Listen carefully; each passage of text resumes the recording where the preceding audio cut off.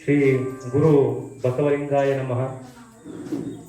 ಈ ಒಂದು ವಿದ್ಯಾರ್ಥಿ ಸ್ನೇಹಿ ಶಾಲಾ ಸ್ನೇಹಿ ಕಾರ್ಯಕ್ರಮದ ವೇದಿಕೆ ಮೇಲೆ ಆಸೀನರಾಗಿರುವಂತಹ ಎಲ್ಲ ಗಣ್ಯ ಮಹಾಶಯರೇ, ಈ ಕಾರ್ಯಕ್ರಮವನ್ನು ಸಾಕ್ಷೀಕರಿಸಲಿಕ್ಕೆ ಆಗಮಿಸಿರುವಂತಹ ನನ್ನ ಹೆಮ್ಮೆಯ ಶ್ಯಾಮಲಾಪುರ ಗ್ರಾಮದ ಪೋಷಕ ಬಂಧುಗಳೇ, ಶಾಲಾಭಿವೃದ್ಧಿ ಹಾಗೂ ಮೇಲ್ವಿಚಾರಣಾ ಸಮಿತಿಯ ಅಧ್ಯಕ್ಷರೇ, ಎಲ್ಲ ಪದಾಧಿಕಾರಿಗಳೇ, ಅಷ್ಟೇ ಅಲ್ಲ ಭಾರತೀಯ ಮಕ್ಕಳಾಗಿ ಪ್ರಪಂಚದ ಪ್ರಜೆಗಳಾಗಿ ಸಾರ್ಥಕ ಜೀವನವನ್ನು ನಡೆಸಲಿಕ್ಕೆ ಅಂಬೆಗಾಲನ್ನು ಇಟ್ಟಿರ್ತಕ್ಕಂತಹ ನನ್ನೆಲ್ಲ ಪುಟಾಣಿಗಳಿಗೆ ಚೊಚ್ಚಲವಾಗಿ ಈ ಕಿರಿಯನ ಸಾಷ್ಟಾಂಗ ನಮಸ್ಕಾರಗಳನ್ನು ಹೇಳ್ತಾ ಶರಣಾರ್ಥಿಗಳನ್ನು ಹೇಳ್ತೇನೆ. ಬಂಧುಗಳೇ, ಕನ್ನಡ ಸಾಹಿತ್ಯ ಲೋಕದ, ಕನ್ನಡ ಸಾರಸ್ವತ ಲೋಕದ ಖ್ಯಾತ ತ್ರಿಪದಿಗಾರ ಸರ್ವಜ್ಞ ಹೊಂಕರು ಹೇಳ್ತಾನೆ, ಮೊಸರು ಕಡೆಯಲು ಬೆಣ್ಣೆ ವಸಿದು ತೋರುವ ತೆರದಿ ಹಸನುಳ್ಳ ಗುರುವಿನ ಉಪದೇಶದಿ ಮುಕುತಿ ವಶವಾಗಬಹುದೇ ಸರ್ವಜ್ಞ ಎಂಬ ಗುರು ಪರಂಪರೆಯನ್ನ, ಗುರು ಮಹಿಮೆಯನ್ನ ಸಾರುವಂತಹ ತ್ರಿಪದಿಯನ್ನ ನಿಮ್ಮೆಲ್ಲರ ಮುಂದೆ ಸ್ಮರಿಸ್ಕೊಳ್ತಾ, ಚಿಂತಿಸುತ್ತಾ ಮತಿಸುತ್ತಾ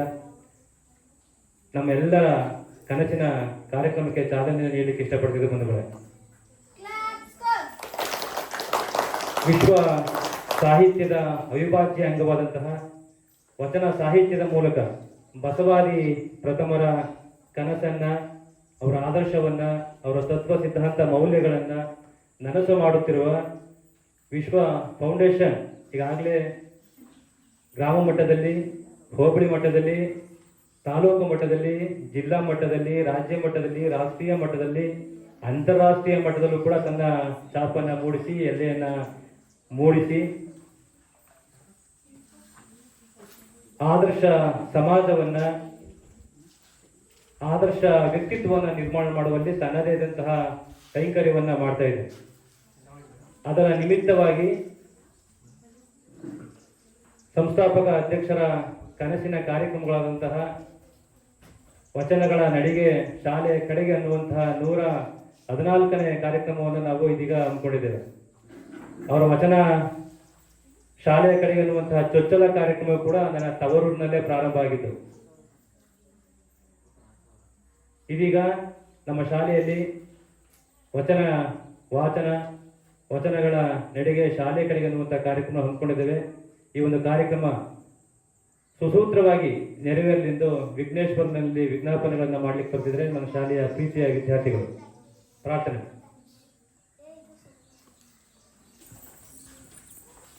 ಶರಣು ಶರಣಯ್ಯ ಶರಣು ಬೆನಕ, ನೀಡಯ್ಯ ಬಾಳೆಲ್ಲ ಬೆಳಗುವ ಬೆಳಕ. ಶರಣು ಶರಣಯ್ಯ ಶರಣು ಬೆನಕ, ನೀಡಯ್ಯ ಬಾಳೆಲ್ಲ ಬೆಳಗುವ ಬೆಳಕ. ನಿನ್ನ ನಂಬಿದ ಜನಕ್ಕೆ ಇಹುದಯ್ಯವೆಲ್ಲ ಸುಖ, ತಂದೆ ಕಾಯೋ ನಮ್ಮ ಕರಿಮುಖ. ಶರಣು ಶರಣಯ್ಯ ಶರಣು ಬೆನಕ, ನೀಡಯ್ಯ ಬಾಳೆಲ್ಲ ಬೆಳಗುವ ಬೆಳಕ. ಎಲ್ಲರೂ ಒಂದಾಗಿ ನಿನ್ನ ನಮಿಸಿ ನಲಿಯೋದು ನೋಡೋಕೆ ಚೆನ್ನ.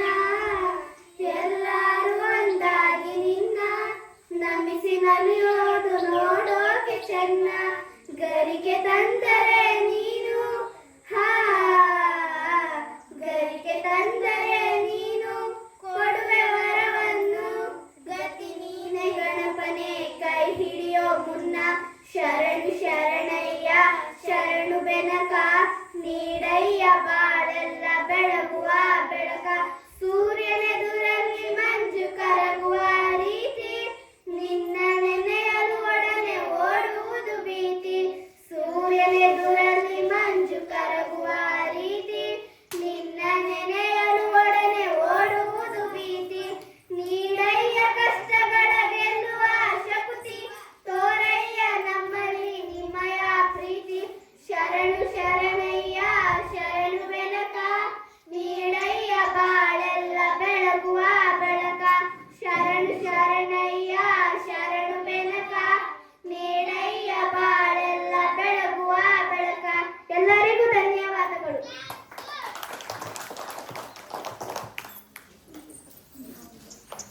ಈ ಒಂದು ಕನಸಿನ ಕಾರ್ಯಕ್ರಮ ಸುಸೂತ್ರವಾಗಿ ನೆರವೇರಲೆಂದು ವಿಘ್ನೇಶ್ವರನಲ್ಲಿ ವಿಜ್ಞಾಪನೆ ಮಾಡಿದಂತಹ ಪ್ರೀತಿಯ ವಿದ್ಯಾರ್ಥಿಗಳಿಗೆ ಅಭಿನಂದನೆಗಳು. ಬಂಧುಗಳೇ, ಲಿಂಗೈಕ್ಯ ಬಿ ಸೋಮಶೇಖರ್ ಮತ್ತು ಶ್ರೀಮತಿ ಸುಲೋಚನಾ ಶೇಖರ್ ಆಲನಹಳ್ಳಿ ಇವರ ವೃತ್ತಿಯ ಅಂಗವಾಗಿ ಶಾಲೆಗಳಿಗೆ ವಚನದ ನಡಿಗೆ ಶ್ರೀ ಮಹೇಶ್ ಮತ್ತು ಶ್ರೀಮತಿ ಭುವನ ಶ್ರೀ ದೊಡ್ಡಮ್ಮ ತಾಯಿ ಹೈಟೆಕ್ ನರ್ಸರಿ ಹನುಮನಾಪುರ ನಂಜನಗೂಡು ತಾಲೂಕು ಇವರ ದಾಸೋಹದ ಅಂಗವಾಗಿ ಸರ್ಕಾರಿ ಶಾಲೆಗಳ ಬಲವರ್ಧನೆಯ ಅಗತ್ಯ ಸೌಲಭ್ಯಗಳ ವಿತರಣೆಯನ್ನ ನಮ್ಮ ಸರ್ಕಾರಿ ಕಿರಿಯ ಪ್ರಾಥಮಿಕ ಶಾಲಾ ಚಾಮರಾಜಪುರದಲ್ಲಿ ಹಮ್ಮಿಕೊಂಡಿದ್ದೇವೆ. ಈ ಒಂದು ಕಾರ್ಯಕ್ರಮದ ಘನ ಅಧ್ಯಕ್ಷತೆಯನ್ನ ವಹಿಸಿರ್ತಕ್ಕಂಥವರು ವಿಶ್ವ ವಚನ ಫೌಂಡೇಶನ್ ಸಂಸ್ಥಾಪಕ ಅಧ್ಯಕ್ಷರು, 12ನೆಯ ಶತಮಾನದಲ್ಲಿ ಬಸವಾದಿ ಪ್ರಥಮರು ಕಂಡಂತಹ ಆದರ್ಶ ಸಮಾಜವನ್ನ, ಸಮಾಜವನ್ನ ಇಂದಿನ ಪ್ರಸ್ತುತ ಕಾಲಘಟ್ಟಕ್ಕೂ ಕೂಡ ನನಸನ್ನ ಮಾಡ್ತಿರ್ತಕ್ಕಂತಹ ವಚನಾಮೃತವನ್ನ, ವಚನದ ಬಳ್ಳಿಗಳನ್ನ ಗ್ರಾಮ ಮಟ್ಟದಲ್ಲೂ ಕೂಡ ಬೇರೂರಿಸಿ ಎಲ್ಲರ ಎದೆಯಂತರಾಳದಲ್ಲಿ ವಚನಾಮೃತವನ್ನ ಉಣಬಡಿಸಿರ್ತಕ್ಕಂತಹ ನನ್ನ ಮಾರ್ಗದರ್ಶಕರು, ನನ್ನ ಹಿತಚಿಂತಕರು ಹಾಗೂ ಸಮಾಜದ ಸಮ ಸುಧಾರಕರು ಕೂಡ ನನ್ನ ಕಣ್ಣಿಗೆ ಆಧುನಿಕ ಬಸವಣ್ಣಂತರನೇ ಕಾಣ್ತಿರ್ತಕ್ಕಂತಹ ಸಂಸ್ಥಾಪಕಂತ ಶ್ರೀಯುತ ಕುಮಾರಸ್ವಾಮಿ ಅವರು, ವಚನ ಕುಮಾರಸ್ವಾಮಿ ಅವರು ಕೂಡ ಆಗಮಿಸಿದ್ದಾರೆ. ಅವರಿಗೆ ಎಲ್ಲರ ಪರವಾಗಿ ಹೃತ್ಪೂರ್ವಕ ಸ್ವಾಗತವನ್ನು ಬಯಸಿದ್ದೇನೆ.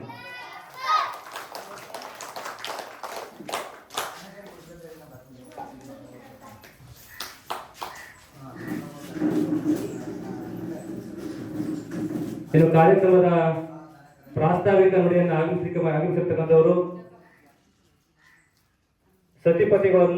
ಸತಿಪತಿಗಳೊಂದೇ ಭಕ್ತಿ ಹಿತಗೊಪ್ಪದೆ ಶಿವಂಗೆ ಎನ್ನುವಂತಹ ಶರಣರ ನುಡಿಯನ್ನ ತಮ್ಮ ಜೀವನದುದ್ದಕ್ಕೂ ಕೂಡ ಅಳವಡಿಸಿಕೊಂಡು ತಮ್ಮ ಪತಿರಾಯರು ಹಮ್ಮಿಕೊಳ್ಳುವಂತಹ ಪ್ರತಿಯೊಂದು ಸಮಾಜಮುಖಿ ಕೆಲಸಗಳಲ್ಲೂ ಕೂಡ ನಾನಿದ್ದೇನೆ ಅನ್ನುವಂತಹ ನೈತಿಕ ಬೆಂಬಲವನ್ನು ಕೊಡ್ತಾ ಅವರ ಬೆನ್ನನ್ನ ತಡ್ತಾ ಆದರ್ಶ ಸತಿಪತಿಗಳಾಗಿರುವಂತಹ ಶ್ರೀಮತಿ ರೂಪಾ ಕುಮಾರಸ್ವಾಮಿ ಅವರು ಕೂಡ ಆಗಮಿಸಿದ್ದಾರೆ. ಅವರಿಗೆ ಎಲ್ಲರ ಪರವಾಗಿ ಹೃತ್ಪೂರ್ವಕ ಸ್ವಾಗತವನ್ನು ಬಯಸಿದ್ದಾರೆ.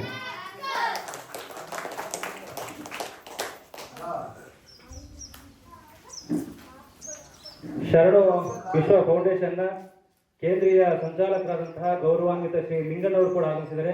ಅವರು ಕೂಡ ಹೃತ್ಪೂರ್ವಕ ಸ್ವಾಗತವನ್ನು ಬಯಸಿದ್ದಾರೆ. ಮೈಸೂರು ಜಿಲ್ಲಾ ಶರಣು ವಿಶ್ವವರ್ಧನ್ ಫೌಂಡೇಶನ್ನ ಉಪಾಧ್ಯಕ್ಷರು, ಹಿರಿಯರು, ನುರಿತವಾದಂತಹ ಗೌರವಾನ್ವಿತ ಶ್ರೀ ಉಮಾಪತಿಯವರು ಕೂಡ ಆಗಮಿಸಿದ್ದಾರೆ. ಅವರಿಗೂ ಕೂಡ ಹೃತ್ಪೂರ್ವಕ ಸ್ವಾಗತವನ್ನು ಬಯಸಿದ್ದಾರೆ.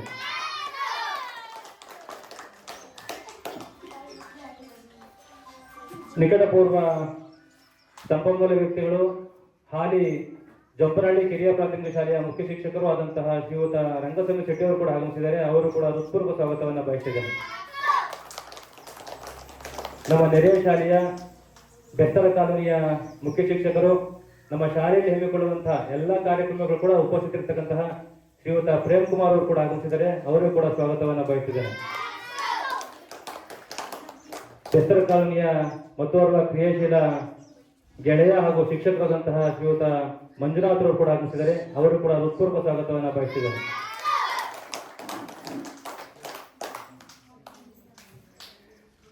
ಕ್ಯಾತನಹಳ್ಳಿ ಸಂಪನ್ಮೂಲ ಕೇಂದ್ರದಲ್ಲಿ ಕಳೆದ 5 ವರ್ಷಗಳಿಂದಲೂ ಕೂಡ ಅವರ ವ್ಯಾಪ್ತಿಗೆ ಬರುವಂತಹ ಶಾಲೆಗಳ ಶೈಕ್ಷಣಿಕ ಬಲವರ್ಧನೆಗೆ ತಮ್ಮ ಸಹಾಯವನ್ನ, ಸಮಯೋಚಿತ ಸಲಹೆ ಸೂಚನೆಗಳನ್ನ, ಮಾರ್ಗದರ್ಶನ ನೀಡುತ್ತಾ ಸರ್ಕಾರಿ ಶಾಲೆಗಳ ಮುಖ್ಯವಾಹಿನಿ ಬರಲಿಕ್ಕೆ ಏನೆಲ್ಲ ಕ್ರಮಗಳನ್ನು ತೆಗೆದುಕೊಳ್ಬೇಕು ಆ ಆರೋಗ್ಯಪೂರ್ಣ ಕ್ರಮಗಳನ್ನು ತೆಗೆದುಕೊಂಡಿರ್ತಕ್ಕಂತಹ ನಮ್ಮ ಸಂಪನ್ಮೂಲ ಸಂಯೋಜಕರಾದಂತಹ ಶ್ರೀಮತಿ ಹರ್ಷಿಯಾ ಫಾತಿಮರ್ ಅವರು ಕೂಡ ಆಗಮಿಸಿದ್ದಾರೆ. ಅವರಿಗೂ ಕೂಡ ಎಲ್ಲರ ಪರವಾಗಿ ಹೃತ್ಪೂರ್ವಕ ಸ್ವಾಗತವನ್ನು ಬಯಸಿದ್ದಾರೆ.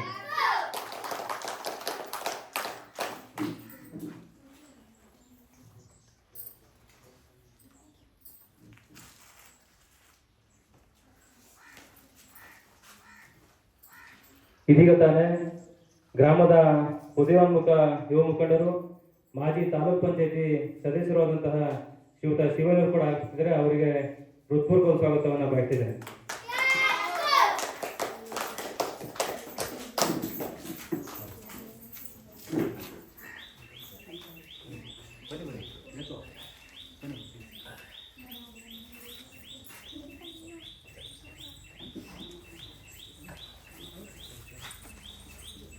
ಗ್ರಾಮದ ಹಿರಿಯರಾದಂತಹ ನಮ್ಮ ಶಾಲೆಯ ವಿದ್ಯಾರ್ಥಿ ಶರತ್ ಕುಮಾರ್ ಅವರ ತಾತನವರು ಕೂಡ ಆಗಮಿಸಿದ್ದಾರೆ. ಅವರು ಕೂಡ ಸ್ವಾಗತವನ್ನು ಬಯಸಿದ್ದೇನೆ.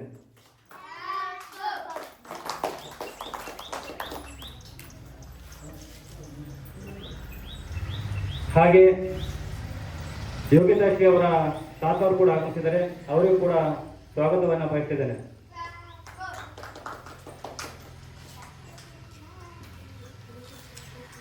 ಗ್ರಾಮದ ಮತ್ತೂರು ಮುಖಂಡರಂತ ಶ್ರೀಯುತ ಪಾಪಣ್ಣವರು ಕೂಡ ಆಗಮಿಸಿದ್ದಾರೆ. ಅವರು ಕೂಡ ಸ್ವಾಗತವನ್ನು ಬಯಸ್ತಿದ್ದೇನೆ.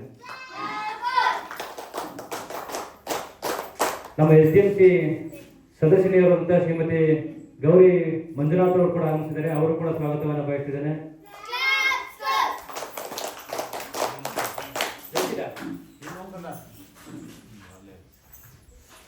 ಮತ್ತೋರ್ವ ಸದಸ್ಯನಿಯಾದಂತಹ ಶ್ರೀಮತಿ ದೀಪಾ ನಿಂಗಶೋಡ್ ಕೂಡ ಆಗಮಿಸಿದ್ದಾರೆ. ಅವರು ಕೂಡ ಹೃತ್ಪೂರ್ವಕ ಸ್ವಾಗತವನ್ನು ಬಯಸ್ತಿದ್ದೇನೆ. ಹಾಗೂ ನಿತಿನ್ ಅವರ ಶ್ರೀಮತಿ ಅವರು ಕೂಡ ಆಗಮಿಸಿದ್ದಾರೆ. ಅವರು ಕೂಡ ಹೃತ್ಪೂರ್ವಕ ಸ್ವಾಗತವನ್ನು ಬಯಸ್ತಿದ್ದೇನೆ. ಹಾಗೂ ನೆಚ್ಚಿನ ಹಳೆಯ ವಿದ್ಯಾರ್ಥಿಗಳು, ಪ್ರಸ್ತುತ ನನ್ನ ಶಾಲೆಯಲ್ಲಿ ವ್ಯಾಸಂಗ ಮಾಡತಕ್ಕಂತಹ ಭವ್ಯ ಭಾರತಾಂಬೆಯ ಮಕ್ಕಳು, ಮುಂದಿನ ದಿನಗಳಲ್ಲಿ ದೇಶದ ವಿವಿಧ ಕ್ಷೇತ್ರಗಳಲ್ಲಿ ಮಿನುಗು ತಾರೆಗಳಾಗಿರುವಂತಹ ನನ್ನೆಲ್ಲ ಪ್ರೀತಿಯ ಮಕ್ಕಳು ಕೂಡ ಪ್ರೀತಿಪೂರ್ವಕ, ವಿಶ್ವಾಸಪೂರ್ವಕ, ಪ್ರೇಮಪೂರ್ವಕವಾದಂತಹ ಸ್ವಾಗತವನ್ನು ಈ ಮೂಲಕ ಬಯಸ್ತಿದ್ದೇನೆ. ನನ್ನ ಶಾಲೆಯ ಹಿರಿಯ ಶಿಕ್ಷಕರು, ನನ್ನ ಜ್ಯೇಷ್ಠ ಸಹೋದರರಿಗೆ ಸಮಾನರು ಆದಂತಹ ನನ್ನ ಶಾಲೆಯ ಡಿ ನಾಗರಾಜರು ಕೂಡ ಈ ಮೂಲಕ ಸ್ವಾಗತವನ್ನು ಬಯಸ್ತಿದ್ದೇನೆ. ಮುಂದಿನ ಒಂದು ಕಾರ್ಯಕ್ರಮ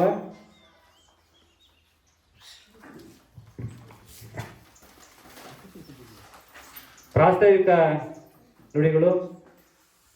ಬಹುಶಃ ಸತಿಪತಿಗಳು, ಆದರ್ಶ ಸತಿಪತಿಗಳು ಅಂದರೆ ಇವರು ನೋಡಿ ಕಲಿಬೇಕು. ದಿನದ 24 ಗಂಟೆಗಳಲ್ಲಿ ಒಂದಷ್ಟು ತಮ್ಮ ವೈಯಕ್ತಿಕ ಚಟುವಟಿಕೆಗಳನ್ನು ಬಿಟ್ಟರೆ ಮಿಕ್ಕಿದ ಎಲ್ಲ ಯೋಜನಾ ಲಹರಿ ಕೂಡ ಸಮಾಜಮುಖಿ ಕೆಲಸಗಳೇ. ಪ್ರತಿದಿನ ಪ್ರತಿಕ್ಷಣ ವಚನಗಳನ್ನು ಸಮಾಜಕ್ಕೆ ಬಿತ್ತರಿಸಿ ಕಲುಷಿತಗೊಂಡಿರ್ತಕ್ಕಂತಹ ಸಮಾಜವನ್ನು ತಿಳಿಗೊಳಿಸಿ, ಶುದ್ಧಗೊಳಿಸಿ, ಬಸವಾದಿ ಪ್ರಮಥರು ಕಂಡಂತಹ ಸಮಾಜವನ್ನು, ಆದರ್ಶ ಸಮಾಜವನ್ನು ನಿರ್ಮಾಣ ಮಾಡುವಲ್ಲಿ ಶ್ರೀಮತಿ ರೂಪಾ ಕುಮಾರ್ ಸಿಂಗ್ ಅವರ ಕೈಂಕರ್ಯ ಬಹಳ ಹಿರಿದಾದದ್ದು, ಅಷ್ಟೇ ದೊಡ್ಡದಾದದ್ದು. ಇದೀಗ ಅವರಿಂದ ಪ್ರಾಸ್ತಾವಿಕ ನುಡಿಗಳು.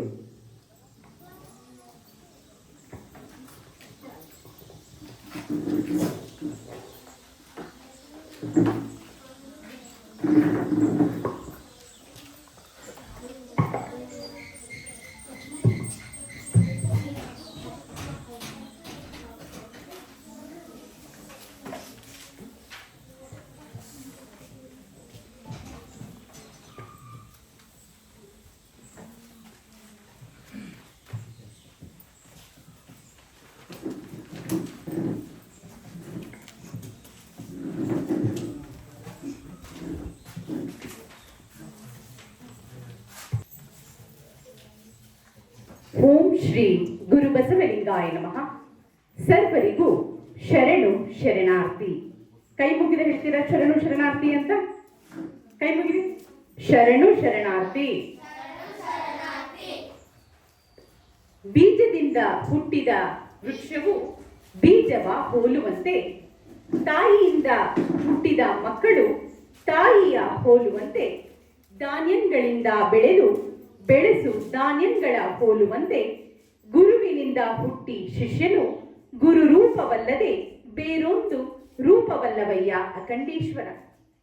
ಶರಣರಾದ ಷಣ್ಮುಖ ಶಿವಯೋಗಿಗಳ ವಚನವನ್ನ ಸ್ಮರಿಸುತ್ತಾ ಇಂದು ಶರಣು ವಿಶ್ವವಚನ ಫೌಂಡೇಶನ್ ಮೈಸೂರು ವತಿಯಿಂದ ಲಿಂಗೈಕ್ಯ ಬಿ ಸೋಮಶೇಖರ್ ಮತ್ತು ಶ್ರೀಮತಿ ಸುಲೋಚನಾ ಶೇಖರ್ ಹಾಲನಹಳ್ಳಿ ಅವರ ದತ್ತಿ ಅಂಗವಾಗಿ 114ನೇ ಕಾರ್ಯಕ್ರಮವಾದಂತಹ ಶಾಲೆಗಳೆಡೆಗೆ ವಚನಗಳ ನಡಿಗೆ ಕಾರ್ಯಕ್ರಮವನ್ನ ಸರ್ಕಾರಿ ಶಾಲೆಗಳ ಬಲವರ್ಧನೆಗೆ ಅಗತ್ಯ ಸೌಲಭ್ಯಗಳ ವಿತರಣೆ 31ನೇ ಕಾರ್ಯಕ್ರಮ, ಈ ಎರಡೂ ಕಾರ್ಯಕ್ರಮವನ್ನ ಸರ್ಕಾರಿ ಕಿರಿಯ ಪ್ರಾಥಮಿಕ ಶಾಲೆ ಚಾಮಲಾಪುರ HD ಕೋಟೆ ತಾಲೂಕು ಇಲ್ಲಿ ಆಯೋಜಿಸಲಾಗಿದೆ. ಈ ಕಾರ್ಯಕ್ರಮಕ್ಕೆ ದಾಸೋಹವನ್ನ ಶ್ರೀ ಮಹೇಶ್ ಮತ್ತು ಶ್ರೀಮತಿ ಭುವನ ಶ್ರೀ ದೊಡ್ಡಮ್ಮ ತಾಯಿ ಹೈಟೆಕ್ ನರ್ಸರಿ ಹನುಮನಪುರ ನಂಜನಗೂಡು ತಾಲೂಕು ಇವರ ದಾಸೋಹದಿಂದ ಈ ಒಂದು ಕಾರ್ಯಕ್ರಮವನ್ನ ಮಾಡುವುದಕ್ಕೆ ಸಹಕಾರಿಯೂ ಆಗಿದೆ. ಎಲ್ಲರಿಗೂ ಶರಣು ಶರಣಾರ್ಥಿಗಳನ್ನ ಅರ್ಪಿಸುತ್ತಾ ಮುಖ್ಯವಾಗಿ ಈ ಕಾರ್ಯಕ್ರಮದ ಅಧ್ಯಕ್ಷತೆಯನ್ನು ವಹಿಸಿರುವಂತಹ ಡಾಕ್ಟರ್ ವಚನ ಕುಮಾರಸ್ವಾಮಿರವರೇ ಹಾಗೂ ಈ ಕಾರ್ಯಕ್ರಮದಲ್ಲಿ ದತ್ತಿ ದಾಸೋಹಿಗಳಾಗಿರುವಂತಹ ಶ್ರೀ ಎಸ್ ವಿಜಯಶೇಖರ್ ಅವರೇ, ಅವರು ಈ ದಿನ ಕಾರ್ಯಕ್ರಮಕ್ಕೆ ಬಂದಿಲ್ಲ. ಅವರು ಉದ್ಯಮಿಗಳು, ಹಾಲನಹಳ್ಳಿ, ಎಚ್ ಡಿ ಕೋಟೆ ತಾಲೂಕು. ಆದರೂ ಕೂಡ ಈ ಒಂದು ಸಂದರ್ಭದಲ್ಲಿ ಅವರನ್ನು ನೆನೆಯುವುದು ಒಂದು ಪ್ರಸ್ತುತ ಅಂತ ನಾನು ನೆನಪಿಸಿಕೊಳ್ತಿದ್ದೇನೆ. ಮುಖ್ಯ ಅತಿಥಿಯಾಗಿ ಆಗಮಿಸಿರುವಂತಹ ಶ್ರೀಮತಿ ಸಣ್ಣಮ್ಮ ಶಿವಯ್ಯ, ಮಾಜಿ ತಾಲೂಕು ಪಂಚಾಯತ್ ಸದಸ್ಯರೇ, ಶ್ರೀ ನಾಗರಾಜು, ಅಧ್ಯಕ್ಷರು ಶಾಲಾಭಿವೃದ್ಧಿ ಮತ್ತು ಮೇಲು ಉಸ್ತುವಾರಿ ಸಮಿತಿಯವರೇ, ಶ್ರೀ ವಿ ಲಿಂಗಣ್ಣ, ಕೇಂದ್ರೀಯ ಸಂಚಾಲಕರೇ, ಶ್ರೀ ಉಮಾಪತಿ, ಉಪಾಧ್ಯಕ್ಷರೇ, ಹಾಗೂ ಇನ್ನೊಂದು ಅಚ್ಚರಿಯ ವಿಷಯ ಹಾಗೂ ಸಂತೋಷದ ವಿಷಯ ಅಂದ್ರೆ 20 ವರ್ಷದ ನಂತರ ನನ್ನ ಸ್ನೇಹಿತೆ ಹಾಗೂ CRP ಆಗಿರುವಂತಹ ಶ್ರೀಮತಿ ಅರ್ಷಿಯಾ ಫಾತಿಮಾ ಅನ್ನ ಈ ಒಂದು ಕಾರ್ಯಕ್ರಮದಲ್ಲಿ ನಾನು ನೋಡುತ್ತಿದ್ದೇನೆ. ಇದು ಬಹಳ ಸಂತೋಷವಾದ ವಿಷಯ. ಅವರಿಗೆ ಜೋರಾಗಿ ಚಪ್ಪಾಳೆಯನ್ನ ತಟ್ಟಬೇಕು. ಈ ಒಂದು ಕಾರ್ಯಕ್ರಮ ನಮ್ಮಿಬ್ಬರನ್ನ ಕೂಡ ಒಂದುಗೂಡಿಸಿದೆ ಅಂತ ಹೇಳೋದಕ್ಕೆ ಬಹಳ ಸಂತೋಷ ಪಡ್ತಿದ್ದೀನಿ. ಹಾಗೆ ಈ ಕಾರ್ಯಕ್ರಮವನ್ನ ಇಲ್ಲಿ ರೂಪಿಸಬೇಕಾದ್ರೆ ಮುಖ್ಯ ಕಾರಣಕರ್ತರು ಯಾರಂದ್ರೆ ನಿಮ್ಮ ಶಾಲೆಯ ಮುಖ್ಯ ಶಿಕ್ಷಕರಾದಂತಹ ಶ್ರೀ ಸಾಲುಂಡಿ ದೊರೆಸ್ವಾಮಿರವರು. ಅವರನ್ನ ನಾನು ತುಂಬಾ ಸಲ ಫೋನ್ನಲ್ಲಿ ಮಾತನಾಡಿಸಿದ್ದೀನಿ, ಆದ್ರೆ ಅವರನ್ನ ಫಿಸಿಕಲ್ ಆಗಿ ನೋಡಿರ್ಲಿಲ್ಲ. ಆದ್ರೆ ಇವತ್ತು ನೋಡಿದಾಗ ಬಹಳ ಸಂತೋಷವಾಯಿತು. ಅವರು ಅಪ್ಪಟ ಕನ್ನಡ ಪ್ರೇಮಿ ಅಂತ ನೋಡಿ. ಬಂದಷ್ಟೇ ನಮ್ಗೆಲ್ಲರಿಗೂ ಸ್ವಾಗತ ಮಾಡಿದಾಗ್ಲೇ ಒಂದು ಶಾಲೆಯನ್ನ ಹೊದಿಸಿ ಕನ್ನಡ ಸಾಹಿತ್ಯ ಲೋಕವನ್ನ ಇನ್ನೂ ಕೂಡ ನಾನು ಇನ್ನೂ ಚೆನ್ನಾಗಿ ಏನಂತ ಹೇಳ್ತಾರೆ, ಪ್ರೋತ್ಸಾಹ ಮಾಡ್ತೀನಿ ಅಂತ, ಉತ್ತೇಜನ ಮಾಡ್ತೀನಿ ಅಂತ ಇಲ್ಲಿ ತೋರಿಸ್ತಾ ಇದ್ದಾರೆ. ಬಹಳ ಸಂತೋಷ ಆಗುತ್ತೆ. ಇಂತಹ ಕನ್ನಡ ಪ್ರೇಮಿ ಅವರು ನಿಮ್ಮ ಶಾಲೆಯ ಮುಖ್ಯ ಶಿಕ್ಷಕರಾಗಿ ಕನ್ನಡ ಸಾಹಿತ್ಯವನ್ನು ಇನ್ನೂ ಚೆನ್ನಾಗಿ ಬೆಳೆಸ್ತಾರೆ ಅಂತ ನಾನಾದ್ರೂ ಕೂಡ ಭಾವಿಸುತ್ತೇನೆ. ಹಾಗೆ ಶ್ರೀ ಡಿ ನಾಗರಾಜುರವರು ಸಹ ಶಿಕ್ಷಕರು ಕೂಡ ಈ ಒಂದು ಕಾರ್ಯಕ್ರಮದಲ್ಲಿ ಉಪಸ್ಥಿತರಿದ್ದಾರೆ. ಹಾಗೆ ಶಿವಣ್ಣ, ಮಾಜಿ ಗ್ರಾಮ ಪಂಚಾಯಿತಿ ಸದಸ್ಯರು ಕೂಡ ಈ ಒಂದು ಕಾರ್ಯಕ್ರಮಕ್ಕೆ ಆಗಮಿಸಿದ್ದಾರೆ. ಗೌರಿ ಮಂಜುನಾಥ, SDMC ಸದಸ್ಯರಾಗಿರ್ಬೋದು, ದೀಪಾರವರಾಗಿರ್ಬೋದು, ಇನ್ನು ಅಕ್ಕಪಕ್ಕದ ಶಾಲೆಯ ಶಿಕ್ಷಕರು ನೋಡಿ. ದೊರೆಸ್ವಾಮಿರವರು ಎಷ್ಟು ಆತ್ಮೀಯತೆಯನ್ನು ಹೊಂದಿದ್ದಾರೆ ಅಂದ್ರೆ ಅವರ ಒಂದು ಕಾರ್ಯಕ್ರಮಕ್ಕೆ ಅವರ ಅಕ್ಕಪಕ್ಕದ ಶಾಲೆಯ ಶಿಕ್ಷಕರನ್ನು ಕೂಡ ಆಹ್ವಾನಿಸಿದ್ದಾರೆ. ಅದರಲ್ಲಿ ರಂಗಸ್ವಾಮಿ ಅವರಾಗಿರ್ಬೋದು, ಶಿಕ್ಷಕರು ಸರ್ಕಾರಿ ಕಿರಿಯ ಪ್ರಾಥಮಿಕ ಶಾಲೆ ಜೊಂಪನಹಳ್ಳಿ, ಹಾಗೆ ಪ್ರೇಮ್ ಕುಮಾರ್ ಶಿಕ್ಷಕರು ಸರ್ಕಾರಿ ಕಿರಿಯ ಪ್ರಾಥಮಿಕ ಶಾಲೆ ಬೆಸ್ತರ ಕಾಲೋನಿ, ಹಾಗೂ ಮಂಜುನಾಥ್ ಶಿಕ್ಷಕರು, ಹೀಗೆ ಹಲವಾರು ಶಿಕ್ಷಕರನ್ನ ಕೂಡ ಈ ಕಾರ್ಯಕ್ರಮಕ್ಕೆ ಅವರು ಕರೆದಿರೋದು ಬಹಳ ಸಂತೋಷವಾಗಿದೆ. ಮಕ್ಕಳು, ಇವತ್ತು ನಾನು 2 ಕಾರ್ಯಕ್ರಮ ಅಂತ ಹೇಳಿದೆ. ಒಂದು ಶಾಲೆಗಳೆಡೆಗೆ ವಚನಗಳ ನಡಿಗೆ ಕಾರ್ಯಕ್ರಮ, ಇನ್ನೊಂದು ಸರ್ಕಾರಿ ಶಾಲೆಗಳ ಬಲವರ್ಧನೆಗೆ ಅಗತ್ಯ ಸೌಲಭ್ಯಗಳ ವಿತರಣೆ. 2 ಕಾರ್ಯಕ್ರಮ ಏನು ನಿಮ್ಗೆಲ್ಲರಿಗೂ ಏನೊಂದು ಏನ್ ಮಾಡಬಹುದು ಇವತ್ತು ಈ ಕಾರ್ಯಕ್ರಮದಲ್ಲಿ ಅಂತ ಅನ್ಕೊಂಡಿದ್ದೀರಲ್ವಾ? ಸೊ ನಿಮ್ಮನ್ನೆಲ್ಲ ಮೊದಲು ನೋಡಿದಷ್ಟೇ ನನಗೆ ಬಹಳ ಸಂತೋಷವಾಯಿತು. ಈ ಸಂದರ್ಭದಲ್ಲಿ ನನಗೆ ಅಲ್ಲಮ್ಮ ಪ್ರಭುದೇವರ ಒಂದು ವಚನ ನೆನಪಿಗೆ ಬರುತ್ತೆ. ಎತ್ತಣ ಮಾಮರ ಎತ್ತಣ ಕೋಗಿಲೆ ಎತ್ತನಿಂದೆತ್ತ ಸಂಬಂಧವಯ್ಯ, ಬೆಟ್ಟದ ಮೇಲಿನ ನೆಲ್ಲಿಯ ಕಾಯಿ ಸಮುದ್ರದೊಳಗಣ ಉಪ್ಪು ಎತ್ತನಿಂದೆತ್ತ ಸಂಬಂಧವಯ್ಯ, ಗುಹೇಶ್ವರ ಲಿಂಗಕ್ಕೂ ಎನಗೂ ಎತ್ತನಿಂದೆತ್ತ ಸಂಬಂಧವಯ್ಯ. ನೋಡಿ, ಇವತ್ತು ನಾವು ಈ ಶಾಲೆಗೆ ಬರ್ಬೇಕಾದ್ರೆ ಏನಾದ್ರೂ ಒಂದು ಕಾರಣ ಇರ್ಬೇಕಲ್ವಾ? ಯಾವುದಾದ್ರೂ ಒಂದು ವಿಷಯವನ್ನ ನಾವಿಲ್ಲಿ ಹೇಳೋದಕ್ಕೆ ಬಂದಿರ್ಬೇಕಲ್ವಾ? ಆ ವಿಷಯ ಏನು? ಇವತ್ತೆಲ್ಲ ನೀವೇನ್ ಹೇಳ್ತಾ ಇದ್ದೀರಿ? ಇವತ್ತೆಲ್ಲ ವಚನ ಹೇಳ್ತಿದ್ದೀರಿ. ಅಂದ್ರೆ ವಚನ ಸಾಹಿತ್ಯವನ್ನ ಎಲ್ಲ ಕಡೆಗೆ ಪ್ರಸಾರ ಮಾಡಬೇಕು ಅನ್ನೋ ಉದ್ದೇಶದಿಂದ ಪ್ರಾರಂಭವಾದಂತಹ ಸಂಸ್ಥೆ ಶರಣು ವಿಶ್ವ ವಚನ ಫೌಂಡೇಶನ್. 10 ವರ್ಷ ಪೂರೈಸಿದ್ದೀವಿ ನಾವು ಮಕ್ಕಳೇ. ಈ ಒಂದು ಸಂಸ್ಥೆಯನ್ನ ಪ್ರಾರಂಭ ಮಾಡಿ ಶಾಲೆಗಳಾಗಿರ್ಬೋದು, ಕಾಲೇಜ್ ಆಗಿರ್ಬೋದು, ವಿದ್ಯಾರ್ಥಿ ನಿಲಯ, ವೃದ್ಧಾಶ್ರಮ, ಅನಾಥಾಶ್ರಮ, ಓಪನ್ ಯೂನಿವರ್ಸಿಟಿ, ಹೀಗೆ ಎಲ್ಲ ಕಡೆ ಕೂಡ ನಾವು ಈ ಒಂದು ಕಾರ್ಯಕ್ರಮವನ್ನ ಸಾಹಿತ್ಯವನ್ನ ಪ್ರಸಾರ ಮಾಡುವಂತಹ ಕಾರ್ಯಕ್ರಮವನ್ನ ನಾವು ಮಾಡ್ತಿದ್ದೀವಿ. ಯಾಕೆ ಈ ವಚನವನ್ನ ಕಲಿಬೇಕು ನಾವೆಲ್ಲರೂ? ಏನಿದೆ ಈ ವಚನದಲ್ಲಿ? ವಚನದಲ್ಲಿ ಏನಿದೆ? ಮೌಲ್ಯಗಳಿದೆ. ವಚನದಲ್ಲಿ ಏನಿದೆ? ವಚನಗಳು ನಮ್ಮನ್ನ ಸಂಸ್ಕಾರಯುತ ಮನುಷ್ಯನಾಗಿ ರೂಪಿಸುವುದಕ್ಕೆ ನಮಗೆ ಸಹಕಾರಿಯಾಗುತ್ತೆ. ಕನ್ನಡ ಸಾಹಿತ್ಯವನ್ನ ಶ್ರೀಮಂತಗೊಳಿಸಿದಂತಹ ಸಾಹಿತ್ಯದಲ್ಲಿ ನಮ್ಮ ವಚನ ಸಾಹಿತ್ಯವು ಕೂಡ ಒಂದಾಗಿದೆ.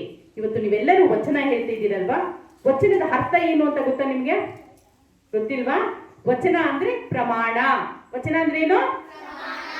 ಇವತ್ತು ನೀವೇನಾದ್ರೂ ಒಂದು ಪ್ರಮಾಣ ತಗೊಂಡ್ರೆ ಆ ವಚನವನ್ನ ನಿಮ್ಮ ಉಸಿರು ಇರೋವರೆಗೂ ಅದನ್ನ ತಪ್ಪದೆ ಪಾಲಿಸಬೇಕು. ಅದೇ ವಚನ. ಅರ್ಥ ಆಯ್ತಾ? ಇವತ್ತೆಲ್ಲರೂ ವಚನ ಹೇಳ್ತೀರಲ್ವಾ? ನಿಮ್ಮ ಮುಖಗಳನ್ನ ನೋಡಿ ನನಗೆ ಬಹಳ ಸಂತೋಷವಾಯಿತು. ಈ ಒಂದು ನಮ್ಮ ಶರಣು ವಿಶ್ವ ವಚನ ಫೌಂಡೇಶನ್ ಸಂಸ್ಥೆ ಒಂದು ಉದ್ಘಾಟನೆಯಾಗಿದ್ದು ನಡೆದಾಡುವ ದೇವರು ಎಂದೇ ಪ್ರಸಿದ್ಧರಾದಂತಹ ಡಾಕ್ಟರ್ ಶ್ರೀ ಶಿವಕುಮಾರ ಮಹಾಸ್ವಾಮೀಜಿ ಅವರ ಹಸ್ತದಿಂದ ಅವರಿಂದ ಉದ್ಘಾಟನೆಯಾದಂತಹ ಸಂಸ್ಥೆ ಸಾಕಷ್ಟು ಕೆಲಸಗಳನ್ನು ಮಾಡ್ಕೊಂಡು ಬರ್ತಿದೆ. 50ಕ್ಕಿಂತ ಹೆಚ್ಚು ಕೃತಿಗಳನ್ನ ನಮ್ಮ ಸಂಸ್ಥೆಯ ವತಿಯಿಂದ ನಾವು ಬಿಡುಗಡೆಗೊಳಿಸಿದ್ದೀವಿ. ಹಾಗೆ ನಮ್ಮ ಸಂಸ್ಥೆ ಬೇರೆ ದೇಶದಲ್ಲಿ 15 ದೇಶದಲ್ಲಿ 10 ರಾಜ್ಯದಲ್ಲಿ ಮತ್ತು ಕರ್ನಾಟಕದಾದ್ಯಂತ ಈ ತಂತ್ರಜ್ಞಾನವನ್ನ ಬಳಸಿಕೊಂಡು ವಾಟ್ಸ್ಆಪ್ ಆಗಿರ್ಬೋದು, ಫೇಸ್ಬುಕ್ ಆಗಿರ್ಬೋದು, ಯೂಟ್ಯೂಬ್ ಆಗಿರ್ಬೋದು, ಹೀಗೆ ಅನೇಕ ರೀತಿಯ ತಂತ್ರಜ್ಞಾನವನ್ನ ನಾವು ಬಳಸಿಕೊಂಡು ನಾವು ವಚನ ಪ್ರಸಾರವನ್ನ ಮಾಡ್ತಿದ್ದೀವಿ. ಅದರಲ್ಲೂ ಮುಖ್ಯವಾಗಿ ಶಾಲೆಗಳಲ್ಲಿ ಈ ವಚನವನ್ನ ನಾವು ಪ್ರಸಾರ ಮಾಡಬೇಕು ಅಂತ ಯಾಕೆ ಅನ್ಕೊಂಡ್ವಿ ಅಂದ್ರೆ, ವಚನಗಳು ಮುಖ್ಯವಾಗಿ ಮಕ್ಕಳಲ್ಲಿ ಅವರಿಗೆ ಕಲ್ತು ಬಿಟ್ರೆ ಆ ಮಕ್ಕಳು ಏನಾಗ್ತಾರೆ, ಒಳ್ಳೆಯ ಗುಣಗಳನ್ನ, ಒಳ್ಳೆಯ ಮೌಲ್ಯಗಳನ್ನ ಜೀವನದಲ್ಲಿ ಬೆಳೆಸಿಕೊಂಡು ಅವ್ರು ಏನ್ ಮಾಡ್ತಾರೆ, ದೊಡ್ಡವರಾದ್ರೂ ಕೂಡ ಅದನ್ನ ಪಾಲಿಸ್ತಾರೆ. ಆಗ ನಮಗೆ ಒಂದು ಥಾಟ್ ನನಗೆ ನೆನಪಿಗೆ ಬರುತ್ತೆ. ಅದರಲ್ಲಿ ಹೇಳ್ತಾರೆ, education is the passport to the future for tomorrow, it belongs to those who prepare for it today ಅಂತ ಹೇಳ್ತಾರೆ. ಎಜುಕೇಶನ್ ಅಂದ್ರೆ ಏನು, ವಿದ್ಯೆ ಅಂದ್ರೆ ಏನು, ಒಂದು ಶಿಕ್ಷಣ ಅಂದ್ರೆ ಏನು, ಒಂದು ಪಾಸ್ಪೋರ್ಟ್ ಇಟ್ಕೊಂಡಂಗೆ ನೀವು ಇವತ್ತು ವಿದ್ಯೆ ಕಲ್ತಿದ್ದೀರಿ, ಒಂದು ಸರ್ಟಿಫಿಕೇಟ್ ಇದೆ, ಡಿಗ್ರಿ ಸರ್ಟಿಫಿಕೇಟ್ ಇದೆ, ಒಂದು ಇಂಜಿನಿಯರಿಂಗ್ ಮಾಡಿದಿರೋ, ಡಾಕ್ಟರ್ ಓದಿದಿರೋ, ಅಥವಾ ಲಾಯರ್ LLB ಮಾಡಿದಿರೋ, ಅಥವಾ ಶಿಕ್ಷಕರ ವೃತ್ತಿಯನ್ನ ಇದು ಮಾಡೋದಕ್ಕೆ ಒಂದು ಶಿಕ್ಷಕರ ತರಬೇತಿಯನ್ನ ಪಡೆದುಕೊಂಡಿದಿರೋ, ಏನೇ ಒಂದು ಸರ್ಟಿಫಿಕೇಟ್ ಆಗಿರ್ಲಿ, ಅದನ್ನ ಯಾರು ಕಸ್ದುಕೊಳ್ಳೋಕ್ಕಾಗತ್ತಾ? ಕದಿಯಲಾಗದ ಸಂಪತ್ತು ಯಾವುದು? ವಿದ್ಯೆ. ನಿಮ್ಮ ಹತ್ರ ಆಸ್ತಿ ಇರುತ್ತೆ, 1-2 ಎಕರೆ ಜಮೀನು, 10 ಎಕರೆ ಜಮೀನು ಇರುತ್ತೆ.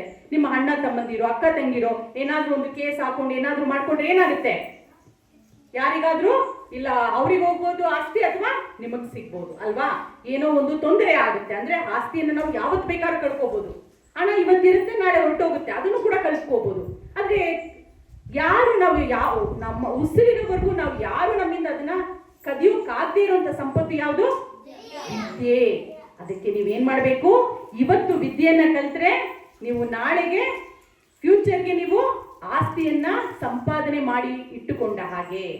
ಇವತ್ತು ಯಾರು ವಿದ್ಯೆಯನ್ನ ಕಲಿಯೋದಿಲ್ವೋ ಅವನು ನಾಳೆ ದಿವಸ ಬಹಳ ಜೀವನದಲ್ಲಿ ಕಷ್ಟಪಡಬೇಕಾಗತ್ತೆ. ಹಾಗಾದ್ರೆ ವಿದ್ಯೆ ಕಲ್ತ್ರೆ ಸಾಕ? ಒಳ್ಳೆ 100ಗೆ 100 ಮಾರ್ಕ್ಸ್ ತಗೊಂಡ್ರೆ ಸಾಕಾಗಲ್ಲ. ಅದ್ರ ಜೊತೆಗೊಂದು ಬೇಕು. ಏನ್ ಬೇಕು? ಒಳ್ಳೆಯ ಗುಣವನ್ನ ಸಂಪಾದನೆ ಮಾಡಬೇಕು. ಹಿರಿಯರನ್ನ ನೀವು ಗೌರವಿಸಬೇಕು, ಕಿರಿಯರನ್ನ ಪ್ರೀತಿಯಿಂದ ಮಾತನಾಡಿಸ್ಬೇಕು, ಒಳ್ಳೆಯ ಗುಣಗಳನ್ನ ಬೆಳೆಸಬೇಕು, ಕ್ರಿಯಾತ್ಮಕ ಕೌಶಲ್ಯಗಳನ್ನ ಬೆಳೆಸ್ಕೊಳ್ಬೇಕು. ಈ ರೀತಿ ಎಲ್ಲ ಬೆಳೆಸ್ಕೊಳ್ಬೇಕಂದ್ರೆ ನೀವು ವಚನಗಳನ್ನ ಅಧ್ಯಯನ ಮಾಡಬೇಕು. ವಚನಗಳನ್ನ ಅಧ್ಯಯನ ಮಾಡ್ತೀರಾ? ವಚನಗಳನ್ನ ನೋಡಿ, ನಾನು ಆಗ್ಲೇ ಒಂದು ಅಲ್ಲಮ್ಮ ಪ್ರಭುದೇವರ ವಚನ ಹೇಳಿದೆ, ಎತ್ತಣ ಮಾಮರ ಎತ್ತಣ ಕೋಗಿಲೆ ಎತ್ತಣಿಂದೆತ್ತ ಸಂಬಂಧವಯ್ಯ ಅಂತ. ಹಾಗಾದ್ರೆ ನೆಲ್ಲಿಯ ಕಾಯಿ ಮತ್ತು ಉಪ್ಪನ್ನ ಸೇರಿಸುವಂತ ಒಂದು ಪದಾರ್ಥದ ಹೆಸರು ಹೇಳಿ ನೋಡೋಣ. ನೆಲ್ಲಿಯ ಕಾಯಿ ಮತ್ತು ಉಪ್ಪನ್ನ ಸೇರಿಸುವಂತ ಒಂದು ಪದಾರ್ಥ. ಆ ಪದಾರ್ಥ ನೀವೆಲ್ಲರೂ ತಿಂತೀರಿ. ನೆಲ್ಲಿಕಾಯಿ ಎಲ್ಲಿ ಸಿಗುತ್ತೆ? ಬೆಟ್ಟದ ಮೇಲೆ ಸಿಗುತ್ತೆ. ಉಪ್ಪೆಲ್ಲಿ ಸಿಗುತ್ತೆ? ಸಮುದ್ರದಲ್ಲಿ ಸಿಗುತ್ತೆ. ಅದೆರಡನ್ನು ಬೆರೆಸುವಂತ ಒಂದು ಪದಾರ್ಥ ಇದೆ. ಆ ಪದಾರ್ಥವನ್ನ ನೀವು ಪ್ರತಿದಿನ ಮನೆಯಲ್ಲಿ ಊಟದಲ್ಲಿ ನೀವು ಉಪ್ಪಿನಕಾಯಿ ಜೋರಾಗಿ ಚಪ್ಪಾಳೆ ತಟ್ಟಿ. ವೆರಿ ಗುಡ್, ಸರಿಯಾದ ಉತ್ತರ. ಅಂದ್ರೆ ನೋಡಿ, ಬೆಟ್ಟದ ಮೇಲಿರೋ ನೆಲ್ಲಿಕಾಯಿ ಎಲ್ಲೋ ಇರುತ್ತೆ, ಸಮುದ್ರದಲ್ಲಿರೋ ಉಪ್ಪೆಲ್ಲೋ ಇರುತ್ತೆ, ಆದ್ರೆ ಅದು ಎರಡನ್ನು ಬೆರೆಸುವಂತ ಶಕ್ತಿ ಯಾವ್ದಕ್ಕಿರುತ್ತೆ? ಉಪ್ಪಿನಕಾಯಿಗೆ. ಹಾಗೆ ವಚನ ಸಾಹಿತ್ಯ ಹುಟ್ಟಿದ್ದು ಯಾವತ್ತು? 12ನೇ ಶತಮಾನದಲ್ಲಿ. ಯಾವ ಶತಮಾನದಲ್ಲಿ? ಆದ್ರೆ ಇವತ್ತು 21ನೇ ಶತಮಾನದಲ್ಲೂ ಕೂಡ ವಚನ ಸಾಹಿತ್ಯ ಜೀವಂತವಾಗಿದೆ ಅಂದ್ರೆ ಅದರಲ್ಲಿ ಎಂತಹ ಗಟ್ಟಿತನ ಇರಬಹುದು, ಎಂತಹ ಗುಣವಿರಬಹುದು, ಎಂತಹ ಮೌಲ್ಯಗಳಿರಬಹುದು, ಎಂತಹ ವಿಷಯಗಳಿರಬಹುದು ಅಲ್ವಾ? ನಾವು ಒಂದು ವಚನವನ್ನ ಬರೆಯೋದಕ್ಕೆ ಕಷ್ಟಪಡ್ತೀವಿ. ಅವರು 200, 300, 1000ವರೆಗೂ ವಚನಗಳನ್ನು ಬರೆದಿದ್ದಾರೆ. ಬಸವಣ್ಣನವರ ವಚನ ಕೂಡ 1000ಕ್ಕಿಂತ ಹೆಚ್ಚು ವಚನಗಳಿದೆ. ಹಾಗೆ ಅನೇಕ ಶರಣರು, ಶರಣೆಯರು ಎಲ್ಲರೂ ಕೂಡ ವಚನಗಳನ್ನ ಬರೆದಿದ್ದಾರೆ. ಹಾಗಾದ್ರೆ ವಚನ ಬರೆಯೋದಕ್ಕೆ ಅವರಿಗೆ ಪ್ರೇರಣೆ ಏನು ಗೊತ್ತಾ?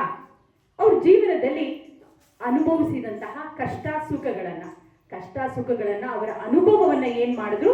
ವಚನದ ರೀತಿಯಲ್ಲಿ ನಮಗೆ ಕೊಟ್ಟು ಇವತ್ತು ವಚನ ಸಾಹಿತ್ಯ ಕನ್ನಡ ಸಾಹಿತ್ಯವನ್ನ ಶ್ರೀಮಂತಗೊಳಿಸಿರುವಂತಹ ಸಾಹಿತ್ಯದಲ್ಲಿ ಒಂದಾಗಿದೆ. ಹಾಗಾದ್ರೆ ನೀವು ಕೂಡ ಒಂದು ವಚನವನ್ನ ನೀವು ನೆನಪಿಗಿಟ್ಕೊಳ್ಬೇಕು. ಯಾವ ವಚನವನ್ನ ನೀವು ನೆನಪಿಗಿಟ್ಕೊಳ್ತೀರಿ? ಒಂದು ವಚನ ಇದೆ, ಬಸವಣ್ಣನವರ ಒಂದು ವಚನ. ಅತ್ತಲಿತ್ತ ಹೋಗದಂತೆ ಎಳವನ ಮಾಡಯ್ಯ ತಂದೆ, ಸುತ್ತಿ ಸುಳಿದು ನೋಡದಂತೆ ಅಂಧಕನ ಮಾಡಯ್ಯ ತಂದೆ, ಮತ್ತೊಂದ ಕೇಳದಂತೆ ಕಿವುಡನ ಮಾಡಯ್ಯ ತಂದೆ. ನಿಮ್ಮ ಶರಣರ ಪಾದವಲ್ಲದೆ ಅನ್ಯ ವಿಷಯ ಕೇಳಿಸದಂತೆ ಇರಿಸು ಕೂಡಲ ಸಂಗಮ ದೇವ ಅಂತ ಹೇಳ್ತಾರೆ. ಅತ್ತಲಿತ್ತ ಹೋಗದಂತೆ ಎಳವನ ಮಾಡಯ್ಯ ತಂದೆ. ನನ್ನ ಕುಂಟನ್ ಮಾಡ್ಬಿಡಪ್ಪ, ನಾನು ಅಲ್ಲಿ ಇಲ್ಲಿ ಬೇರೆ ಕಡೆ ಹೋಗೋದು ಬೇಡ.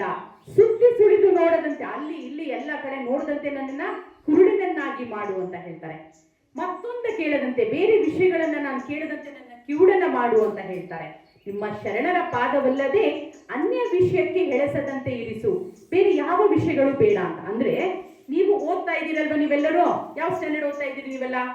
4ನೇ ತರಗತಿ, 3ನೇ ತರಗತಿ, 2ನೇ ತರಗತಿ ಎಲ್ಲ ಓದ್ತಾ ಇದ್ದೀರಲ್ವಾ? ಒಬ್ಬೊಬ್ರು ಒಂದೊಂದು ತರಗತಿಯಲ್ಲಿ ಇದ್ದೀರಲ್ವಾ?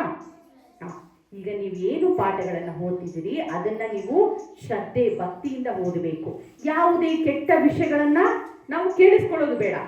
ಕೆಟ್ಟ ನೋಟಗಳನ್ನ, ಕೆಟ್ಟ ದೃಶ್ಯಗಳನ್ನ ನಾವು ಕಣ್ಣಲ್ಲಿ ನೋಡೋದು ಬೇಡ ಅಲ್ವಾ? ಅಲ್ಲಿ ಇಲ್ಲಿ ಸುತ್ತಾಡ್ಕೊಂಡು ನಮ್ಮ ಕಾಲವನ್ನ ಹರಣ ಮಾಡೋದು ಬೇಡ, ವೇಸ್ಟ್ ಮಾಡೋದು ಬೇಡ. ಅದಕ್ಕೆ ನನ್ನ ಕುಂಟನನ್ನಾಗಿ ಮಾಡುವಂತ ಹೇಳ್ತಾರೆ. ಅದಕ್ಕೆ ಹೇಳ್ತಾರೆ, ಈಗ ಒಂದು ವಿದ್ಯಾಭ್ಯಾಸವನ್ನ ಕಲಿಯುವಂತಹ ಸಮಯದಲ್ಲಿ ನಿಮಗೆ ವಿದ್ಯೆಯೇ ಆಸ್ತಿ ಆಗಿರಬೇಕು, ವಿದ್ಯೆಯೇ ನಿಮ್ಮ ಗುರಿ ಆಗಿರಬೇಕು. ನಿಮ್ಮ ಗುರಿ ಏನೋ ಒಳ್ಳೆ ವಿದ್ಯೆಯನ್ನ ಸಂಪಾದನೆ ಮಾಡೋದೇ ನಿಮ್ಮ ಗುರಿ ಆಗಿರಬೇಕು. ಬೇರೆ ಯಾವ ವಿಷಯವನ್ನು ತಲೆಗೆ ಹಾಕೋಬಾರ್ದು ನೀವು. ಈಗ ಹಣ ಸಂಪಾದನೆ ಮಾಡೋದು ಅವೆಲ್ಲ ಬೇಡ ನಿಮಗೆ. ಅದು ಯಾವಾಗ ಸಂಪಾದನೆ ಮಾಡೋದು? ನೀವು ಚೆನ್ನಾಗಿ ಓದಿ ಒಳ್ಳೆ ಕಾಯಕವನ್ನ ನೀವು ಸಂಪಾದನೆ ಮಾಡಿದ ಮೇಲೆ ಹಣ ಸಂಪಾದನೆ. ಇಲ್ಲಿಯವರೆಗೆ ನೀವು ಏನ್ ಸಂಪಾದನೆ ಮಾಡಬೇಕು? ವಿದ್ಯೆಯನ್ನ ಸಂಪಾದನೆ ಮಾಡಬೇಕು, ಒಳ್ಳೆಯ ಗುಣಗಳನ್ನ ಸಂಪಾದನೆ ಮಾಡಬೇಕು, ಒಳ್ಳೆಯ ಸಂಸ್ಕಾರವನ್ನ ಸಂಪಾದನೆ ಮಾಡಬೇಕು. ಇದನ್ನ ಸಂಪಾದನೆ ಮಾಡಿದ್ರೆ ನೀವು ಒಳ್ಳೆಯ ಭವ್ಯ ಭಾರತದ ಪ್ರಜೆಗಳಾಗ್ತೀರಿ ನೀವು. ಅಂದ್ರೆ ಈ ದೇಶಕ್ಕೆ ಕೀರ್ತಿ ತರುವಂತಹ ಕೆಲಸವನ್ನ ಮಾಡಬೇಕಾದ್ರೆ ನೀವು ಒಳ್ಳೆಯ ಪ್ರಜೆಗಳಾಗಬೇಕು. ಹೌದು ಅಲ್ವೋ? ಜೀವ ನಮ್ಮ ಕೈಲಿದ್ಯಾ? ಈಗ ಯಾರಿಗಾದ್ರೂ ಪ್ರಾಣ ಕೊಡು ಅಂದ್ರೆ ನಾವು ಪ್ರಾಣ ಕೊಡಕ್ಕಾಗತ್ತಾ? ಅಥವಾ ಪ್ರಾಣ ಹೊರಟೋಗ್ಲಿ ಅಂದ್ರೆ ನಾವು ಪ್ರಾಣ ಇದ್ ಮಾಡಕ್ಕಾಗತ್ತಾ? ಜೀವ ನಮ್ಮ ಕೈಯಲ್ಲಿಲ್ಲ, ಆದ್ರೆ ಜೀವನ ನಮ್ಮ ಕೈಲಿದೆ ಅಲ್ವಾ? ನಾವು ಬದುಕನ್ನ ಯಾವ ರೀತಿ ನಡೆಸ್ಕೊಂಡು ಹೋಗ್ಬೇಕು ಆ ರೀತಿ ಒಳ್ಳೆ ರೀತಿಯಲ್ಲಿ ನಡ್ಸ್ಕೊಂಡು ಹೋದ್ರೆ ನಮ್ಮ ಬದುಕು ಚೆನ್ನಾಗಿರುತ್ತೆ. ಕೆಟ್ಟ ರೀತಿಯಲ್ಲಿ ನಡ್ಸ್ಕೊಂಡು ಹೋದ್ರೆ ನಮ್ಮ ಬದುಕು ಕೆಟ್ಟದಾಗಿರುತ್ತೆ ಅಲ್ವಾ? ಹಾಗಂದ್ರೆ ಯಾವ್ದು ನಮ್ಮ ಕೈಲಿದೆ? ಜೀವನ, ಬದುಕು ನಮ್ಮ ಕೈಲಿದೆ. ಈಗ ನಾನು ಇಂಜಿನಿಯರ್ ಆಗ್ಬೇಕು ಅಂತ ಚೆನ್ನಾಗಿ ಓದಿದ್ರೆ ನಾನು ಏನಾಗ್ಬೋದು? ದೊಡ್ಡವನಾಗಿ ಇಂಜಿನಿಯರ್ ಆಗ್ಬೋದು. ಇಂಜಿನಿಯರ್ ಅಲ್ಲಿ ಯಾರು ತುಂಬಾ ಉತ್ತಮ ಸಾಧನೆಯನ್ನ ಮಾಡಿದ್ದಾರೆ ಹೇಳಿ ನೋಡೋಣ? ವಿಶ್ವೇಶ್ವರಯ್ಯ ಕೇಳಿದ್ದೀರಾ? KRS ಡ್ಯಾಮ್ ಕಟ್ಟಿರೋರು ಯಾರು? ವಿಶ್ವೇಶ್ವರಯ್ಯ. ಎಂತ ಒಳ್ಳೆ ಡ್ಯಾಮ್ ಅನ್ನ ಕಟ್ಟಿದ್ದಾರೆ ನೋಡಿದೀರಾ ನೀವೇನಾದ್ರೂ KRS ಡ್ಯಾಮ್ ನ? ಆ ರೀತಿ ವಿಶ್ವೇಶ್ವರಯ್ಯ ಆಗ್ಬೇಕು ಅಂದ್ರೆ ನೀವೆಲ್ಲ ಒಳ್ಳೆ ಇಂಜಿನಿಯರ್ ಆಗ್ಬೇಕಂದ್ರೆ ಚೆನ್ನಾಗಿ ಓದಬೇಕು. ಹಾಗೆ ವಿಶ್ವೇಶ್ವರಯ್ಯ ಆಗಿರ್ಬೋದು. ನಮ್ಮ ಬಸವಣ್ಣನವರನ್ನ ಹೊರದೇಶದಲ್ಲೂ ಕೂಡ ನೆನಪಿಸ್ಕೊಳ್ತಿದ್ದಾರೆ ಅಂತ ಅಂದ್ರೆ ಅವರು ಮಾಡಿರುವಂತಹ ದೊಡ್ಡ ಕ್ರಾಂತಿ ಅಲ್ವಾ? ಅವರು ಕೊಟ್ಟಿರುವಂತಹ ವಚನ ಸಾಹಿತ್ಯ ಈ ಜಗತ್ತಿಗೆ ಎಷ್ಟು ಬೆಲೆ ಬಾಳುವಂತಹ ವಸ್ತು ಗೊತ್ತಾದು. ಅದನ್ನ ಮುತ್ತು ರತ್ನಗಳನ್ನ ಮೀರಿಸುವಂತಹ ಒಂದು ಕೊಡುಗೆಯನ್ನ ನಮ್ಮ ದೇಶಕ್ಕೆ ಕೊಟ್ಟೋಗಿದ್ದಾರೆ. ಯಾರು? ನಮ್ಮ ವಿಶ್ವಗುರು ಬಸವಣ್ಣನವರು. ನೋಡಿದೀರಾ ಬಸವಣ್ಣನವ್ರನ್ನ? ಎಲ್ಲಿ ನೋಡಿದಿರಿ? ಬುಕ್ಕಲ್ಲಿ ಮಾತ್ರ ನೋಡಿದೀರಾ? ಈಗ ಕೂಡ ನಾವು ಇಲ್ಲೂ ಕೂಡ ನೋಡ್ಬೋದು ಬಸವಣ್ಣವ್ರನ್ನ. ಎಲ್ಲಿ ನೋಡ್ಬೋದು ಹೇಳಿ ನೋಡೋಣ? ಎಲ್ಲಿ ನೋಡ್ಬೋದು? ಇಲ್ಲೆಲ್ಲೂ ಬಸವಣ್ಣನ ನಾವು ಹಾಕಿದೀವಿ, ಬಸವಣ್ಣನ ಫೋಟೋನ ಬ್ಯಾನರ್ ಎಲ್ಲ ಹಾಕಿದೀವಿ. ಎಲ್ಲ ಹಾಕಿದೀವಿ? ಅವರೇ ವಿಶ್ವಗುರು ಬಸವಣ್ಣ. ಯಾರವರು? ಬಸವಣ್ಣ. ನಾವು ಅವ್ರ ಬಗ್ಗೆ ಚೆನ್ನಾಗಿ ತಿಳ್ಕೋಬೇಕು ಅಂದ್ರೆ ಹೆಚ್ಚು ಹೆಚ್ಚು ವಚನಗಳನ್ನ ನಾವೇನ್ ಮಾಡ್ಬೇಕು? ಓದ್ಬೇಕು. ಒಂದು ವಚನ ಇದೆ, ಅಕ್ಕ ಮಹಾದೇವಿಯ ವಚನ. ಅದ್ರಲ್ಲಿ ಹೇಳ್ತಾರೆ, ಬೆಟ್ಟದ ಮೇಲೊಂದು ಮನೆಯ ಮಾಡಿ ಮೃಗಗಳಿಗೆ ಅಂಜಿದೊಡೆ ಎಂತಯ್ಯ, ಸಮುದ್ರದ ತಡಿಯಲೊಂದು ಮನೆಯ ಮಾಡಿ ನೊರೆ ತೊರೆಗಳಿಗೆ ಅಂಜಿದೊಡೆ ಎಂತಯ್ಯ, ಸಂತೆಯೊಳಗೊಂದು ಮನೆಯ ಮಾಡಿ ಶಬ್ದಕ್ಕೆ ನಾಚಿದೊಡೆ ಎಂತಯ್ಯ, ಚೆನ್ನ ಮಲ್ಲಿಕಾರ್ಜುನ ದೇವ ಕೇಳಯ್ಯ, ಲೋಕದೊಳಗೆ ಹುಟ್ಟಿದ ಬಳಿಕ ಸ್ತುತಿ ನಿಂದೆಗಳು ಬಂದಡೆ ಮನದಲ್ಲಿ ಕೋಪವ ತಾಳದೆ ಸಮಾಧಾನಿಯಾಗಿರಬೇಕು. ಬೆಟ್ಟ ಗುಡ್ಡಗಳಂದ್ರೆ ಅಲ್ಲಿ ಏನಿರುತ್ತೆ? ಮೃಗಗಳಿರ್ತವೆ ಅಲ್ವಾ? ಸಾಕಷ್ಟು ಪ್ರಾಣಿಗಳಿರ್ತವೆ. ಭಯ ಪಟ್ರಾಗುತ್ತಾ? ಬೆಟ್ಟದ ಹತ್ರ ಮನೆ ಮಾಡ್ಕೊಂಡು? ಆಗಲ್ಲ. ಸಮುದ್ರದ ಹತ್ರ ಮನೆ ಮಾಡ್ಕೊಳ್ತೀವಿ, ಅಲ್ಲಿ ಏನ್ ಬರುತ್ತೆ? ನೊರೆ ತೊರೆಗಳು ಬರುತ್ತೆ. ಭಯ ಪಟ್ಕೊಂಡ್ರಾಗತ್ತಾ? ಆಗಲ್ಲ. ಸಂತೆಯಲ್ಲಿ ಮನೆ ಮಾಡ್ಕೊಂಡ್ರೆ ಏನಿರುತ್ತೆ? ಜಾಸ್ತಿ ಗಲಾಟೆ, ಸಖತ್ ಗಲಾಟೆ ಇರುತ್ತೆ. ಅಲ್ಲಿ ಶಬ್ದಕ್ಕೆ ಭಯ ಪಟ್ಕೊಂಡ್ರಾಗತ್ತಾ? ಅಂದ್ರೆ ಜೀವನದಲ್ಲಿ ನೋಡಿ, ಸ್ತುತಿ ನಿಂದೆಗಳು ಅಂದ್ರೆ ಹೊಗಳಿಕೆನೂ ಇರುತ್ತೆ, ತೆಗಳಿಕೆನೂ ಇರುತ್ತೆ. ನಾವು ಎರಡನ್ನೂ ಯಾವ ರೀತಿ ತಗೋಬೇಕು? ಒಂದೇ ರೀತಿಯಲ್ಲಿ ಸ್ವೀಕರಿಸಿ ಸಮಾಧಾನವಾಗಿದ್ರೆ ಮಾತ್ರ ನಮ್ಮ ಜೀವನ ಹೇಗಿರುತ್ತೆ? ಚೆನ್ನಾಗಿರುತ್ತೆ. ಅದಕ್ಕೆ ಅಕ್ಕಮಹಾದೇವಿ ಹೇಳ್ತಾರೆ, ಯಾವುದಕ್ಕೂ ಭಯ ಪಡಬೇಡಿ ಜೀವನದಲ್ಲಿ. ಹೊಗಳಿಕೆಗೂ ತಲೆ ಕೆಡಿಸ್ಕೋಬೇಡಿ, ತೆಗಳಿಕೆಗೂ ತಲೆ ಕೆಡಿಸ್ಕೋಬೇಡಿ ಅಂತ ಹೇಳ್ತಾರೆ ಅಲ್ವಾ? ಆ ರೀತಿ ನಾವು ಗಟ್ಟಿ ಧೈರ್ಯವಂತರಾಗಿರ್ಬೇಕು. ಧೈರ್ಯವಂತರಾಗಿದ್ರೆ ಈ ಜಗತ್ತಲ್ಲಿ ನಾವು ಬದುಕೋದಕ್ಕೆ ಸಾಧ್ಯ ಅಲ್ವಾ. ಒಂದು ಬಸವಣ್ಣನವರ ಒಂದು ವಚನ ಇದೆ. ವ್ಯಾಧನೊಂದು ಮೊಲನ ತಂದಡೆ ಸಲುವ ಹಾಗಕ್ಕೆ ಬಿಲಿಬರಯ್ಯ, ನೆಲನಾಳ್ದನ ಎಣವೆಂದರೆ ಒಂದೆಡೆಕೆಗೆ ಕೊಂಬವರಿಲ್ಲ ನೋಡಯ್ಯ, ಮೊಲನಿಂದ ಕರಕಷ್ಟ ನರನ ಬಾಳುವೆ ಸಲನೆಂಬು ನಮ್ಮ ಕೂಡಲ ಸಂಗಮ ದೇವನ ಅಂತ. ಒಬ್ಬ ಬೇಟೆಗಾರ ಸತ್ತೋಗಿರೋ ಒಂದು ಮೊಲನ ತಗೊಂಡು ಬಂದು ಸಂತೆಯಲ್ಲಿ ಮಾರಾಟಕ್ಕಿಟ್ಟಿದ್ದಾನೆ. ಏನ್ ಮಾಡ್ತಾರೆ ಎಲ್ಲರೂ? ಏನ್ ಮಾಡ್ತಾರೆ? ತಗೊಳ್ಳೋದಕ್ಕೆ ನನಗ್ ಕೊಡಿ ಅಂತ ಎಲ್ಲ ಕ್ಯೂ ಅಲ್ಲಿ ನಿಂತ್ಕೊಂಡು ಎಲ್ಲರೂ ಒದ್ದಾಡ್ತಿರ್ತಾರೆ, ನನಗ್ ಬೇಕು ಅಂತ. ಒಬ್ಬ ರಾಜ ಕೋಟಿಗಳ ಒಡೆಯ ಅವನು, ಅಂದ್ರೆ ಅಷ್ಟು ಸಂಪಾದನೆ ಮಾಡಿದ್ದಾನೆ. ಆದ್ರೆ ಅವನು ಸತ್ತೋಗ್ಬಿಟ್ಟಿದ್ದಾನೆ. ಅವನ ಎಣವನ್ನ ತೆಗೆದುಕೊಂಡು ಬಂದು ಸಂತೆಯಲ್ಲಿ ಇಟ್ಟಿದ್ದಾರೆ. ಈಗ ಯಾರಾದ್ರೂ ತಗೊಳ್ಳಿ ಬನ್ನಿ ಅಂತ ಕರೆದ್ರೆ ಯಾರಾದ್ರೂ ಬರ್ತಾರಾ? ಬರೋದಿಲ್ಲ. ಅದಕ್ಕೆ ಹೇಳ್ತಾರೆ ಮೊಲನಿಂದ ಕರಕಷ್ಟ ನರನ ಬಾಳುವೆ. ನೋಡು, ಸತ್ತ ಮೊಲಕ್ಕಿರುವಂತಹ ಬೆಲೆ ಸತ್ತೋಗಿರೋ ರಾಜನಿಗಿಲ್ಲ ಅಲ್ವಾ. ನಾವು ಅದಕ್ಕೆ ನಮ್ಮ ಜೀವನವನ್ನ ಏನ್ ಮಾಡ್ಕೋಬೇಕು? ಇರುವಾಗಲೇ ಒಳ್ಳೆಯ ರೀತಿಯಲ್ಲಿ ಅದನ್ನ ತೆಗೆದುಕೊಂಡು ಹೋದ್ರೆ ಮಾತ್ರ ನಮ್ಮ ಜೀವನ ಏನಾಗಿರುತ್ತೆ? ಚೆನ್ನಾಗಿರುತ್ತೆ. ಅದಕ್ಕೆ ಕೊನೆಯದಲ್ಲಿ ಒಂದು ವಚನವನ್ನ ಹೇಳಿ ನನ್ನ ಮಾತುಗಳನ್ನು ಮುಗಿಸ್ತೀನಿ. ಲೇಸೆನಿಸಿಕೊಂಡು 5 ದಿವಸ ಬದುಕಿದಡೇನು, ಲೇಸೆನಿಸಿಕೊಂಡು 4 ದಿವಸ ಬದುಕಿದಡೇನು, ಲೇಸೆನಿಸಿಕೊಂಡು 3 ದಿವಸ ಬದುಕಿದಡೇನು, ಲೇಸೆನಿಸಿಕೊಂಡು 2 ದಿವಸ ಬದುಕಿದಡೇನು, ಜೀವಿತಂ ಶಿವಭಕ್ತಾನ ವರಂ 5 ದಿನಾನಿಚ ನಾಜಕಲ್ಪ ಸಹಸ್ರಾನಿ ಭಕ್ತಿಹೀನಸ್ಯ ಶಾಂಕರಿ ಎಂಬುದಾಗಿ ಶರಣರ ವಚನಗಳಲ್ಲಿ ಲೇಸೆನಿಸಿಕೊಂಡು 1 ದಿವಸ ಬದುಕಿದರೆ ಸಾಕು ಅಂತ.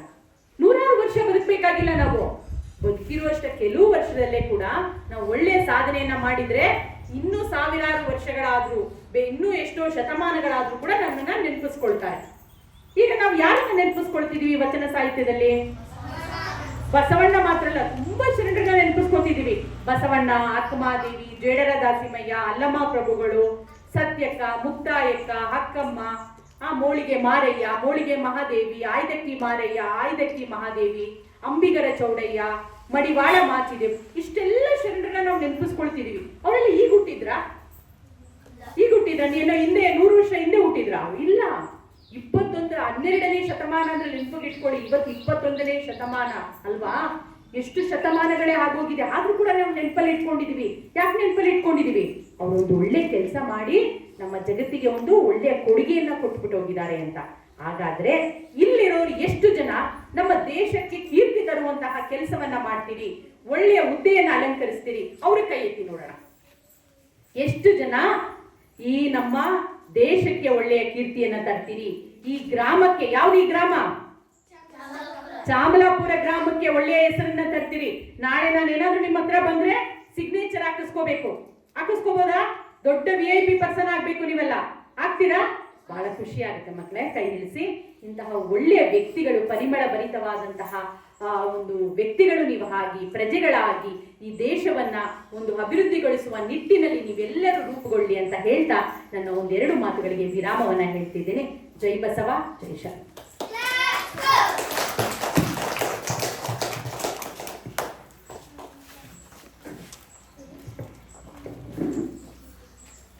ಸಂಸ್ಕಾರಕ್ಕಾಗಿ, ಮೌಲ್ಯವರ್ಧನೆಗಾಗಿ ಅತಿ ತುರ್ತಾಗಿ ಬೇಕಾಗಿರ್ತಕ್ಕಂಥದ್ದು ವಚನ ಸಾಹಿತ್ಯ.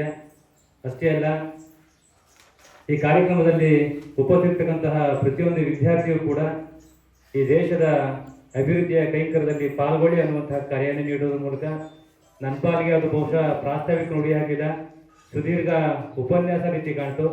ಈ ಸುದೀರ್ಘ ಉಪನ್ಯಾಸ ಸಂಕಲನ, ಪ್ರಾಸ್ತಾವಿಕ ನುಡಿ ಸಂಕಲನ, ಮೊದಲ ಮಾತುಗಳನ್ನಾಡಿದಂತಹ ರೂಪಾ ಕುಮಾರಸ್ವಾಮಿ ಅವರಿಗೆ ಎಲ್ಲರ ಪರವಾಗಿ ಹೃತ್ಪೂರ್ವಕವಾದ ಧನ್ಯವಾದಗಳನ್ನ ಅರ್ಪಿಸಿದ್ದೇನೆ ಬಂಧುಗಳು. ಇದೀಗ ಕಾರ್ಯಕ್ರಮದ ಪ್ರಮುಖವಾದ ಘಟ್ಟ ಉದ್ಘಾಟನಾ ಕಾರ್ಯಕ್ರಮ. ವೇದಿಕೆ ಮೇಲಿರುವಂತಹ ಎಲ್ಲರೂ ಜ್ಯೋತಿಯನ್ನ ಬೆಳಗುವುದರ ಮೂಲಕ ಕಾರ್ಯಕ್ರಮವನ್ನು ಉದ್ಘಾಟಿಸಬೇಕೆಂದು ಈ ಮೂಲಕ ಕೋರ್ತಿದ್ದೇನೆ.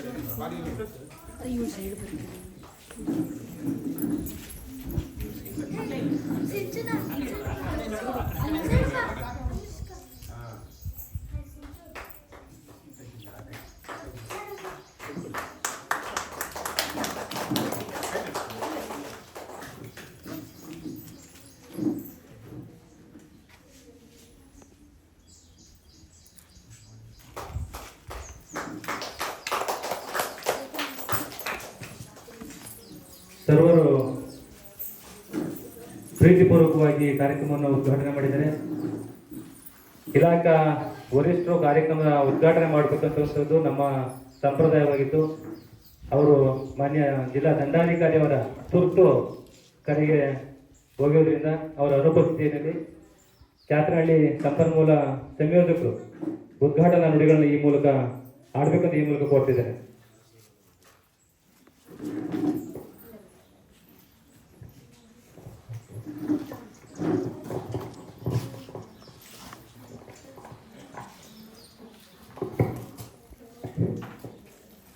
ವೇದಿಕೆ ಮೇಲೆ ಆಸೀನರಿರುವ ಎಲ್ಲ ಗಣ್ಯರೇ ಹಾಗೂ ಚಾಮಲಾಪುರ ಗ್ರಾಮದ ಪೋಷಕರೇ, ನನ್ನ ಪುಟಾಣಿ ಮಕ್ಕಳೇ, ದೊರೆ ಸರ್ ಶಾಲೆಯಲ್ಲಿ ಪ್ರತಿ ವರ್ಷ ಒಂದು ನವೀನವಾದಂತಹ ಕಾರ್ಯಕ್ರಮವನ್ನು ಹಮ್ಮಿಕೊಳ್ತಾರೆ. ಆ ಕಾರ್ಯಕ್ರಮದಲ್ಲಿ ಭಾಗವಹಿಸಿ ನನ್ನ ವೈಯಕ್ತಿಕ ಬೆಳವಣಿಗೆ ತುಂಬ ಜಾಸ್ತಿ ನಾನು ವೈಯಕ್ತಿಕವಾಗಿ ಬೆಳೆಯಲಿಕ್ಕೆ ಸಾಧ್ಯ ಆಗುತ್ತೆ. ಹಾಗಾಗಿ ತುಂಬ ತುರ್ತಾಗಿ ಏನಾದರೂ ನನಗೆ ಕೆಲಸ ಕಾರ್ಯ ಒತ್ತಡಗಳಿದ್ದರೆ ಮಾತ್ರ ನಾನು ನಮ್ಮ ಶಾಲೆಯ ಕಾರ್ಯಕ್ರಮಗಳನ್ನ ಬರೋಕ್ಕಾಗಲ್ಲ. ನಾನು ಈ ಕಾರ್ಯಕ್ರಮನೂ ಸಹ ಅಷ್ಟೇ ತುಂಬ ಒತ್ತಡ ಇತ್ತು. ಇವತ್ತು ನಾಳೆ ರಿಸಲ್ಟ್ ಡಿಕ್ಲರೇಷನ್ ಇದೆ, ಆದ್ರೂ ನಾನು ಮಿಸ್ ಮಾಡಬಾರ್ದು ಯಾವುದೇ ಕಾರಣಕ್ಕೂ. ಯಾಕಂದರೆ ದೊರೆ ಸರ್ ಸ್ಕೂಲಲ್ಲಿ ನಾನು ಕಲ್ತಿರೋಂಥದ್ದು, ನಾನು ಒಂದು ವಿದ್ಯಾರ್ಥಿಯಾಗಿ ತುಂಬ ಇಲ್ಲಿ ಕಲ್ತಿದ್ದೀನಿ. ನನಗೆ ದೊರೆ ಸರ್ ಅಂತಹ ಶಿಕ್ಷಕರ ಒಡನಾಟ ಸಿಕ್ಕಿರೋದು ಬಹಳ ನಾನು ಅದೃಷ್ಟ ಅನ್ಕೋತೀನಿ. ನಾನು ಕಲ್ತಿರೋದು ಇಂಗ್ಲೀಷ್ ಮೀಡಿಯಂ ಶಾಲೆಯಲ್ಲಿ. ನನಗೆ ಕನ್ನಡ ಅಷ್ಟು ಎಕ್ಸ್ಪೋಜರ್ ಇಲ್ಲ. ನಾನು ಕನ್ನಡವನ್ನು ಕಲ್ತಿದ್ದು ವೃತ್ತಿಗೆ ಬಂದ ಮೇಲೆ ಅಂತ ಅನ್ಕೋಬಹುದು. ಕನ್ನಡವನ್ನು ನಾನು ಒಂದು ಲ್ಯಾಂಗ್ವೇಜ್ ಆಗಿ, ಒಂದು ಭಾಷೆಯಾಗಿ ನನಗೆ ವೃತ್ತಿ ಜೀವನಕ್ಕೆ ನನ್ನ ವೃತ್ತಿ ಜೀವನಕ್ಕೆ ನಾನು ಬಳಸ್ಕೋಬಹುದು ಅನ್ನೋ ಉದ್ದೇಶದಿಂದ ಮಾತ್ರ ನಾನು ಕನ್ನಡವನ್ನು ಭಾಷೆಯಾಗಿ ಆಯ್ಕೆ ಮಾಡಿಕೊಂಡಿದ್ದೆ. ಎಲ್ಲ ನನ್ನ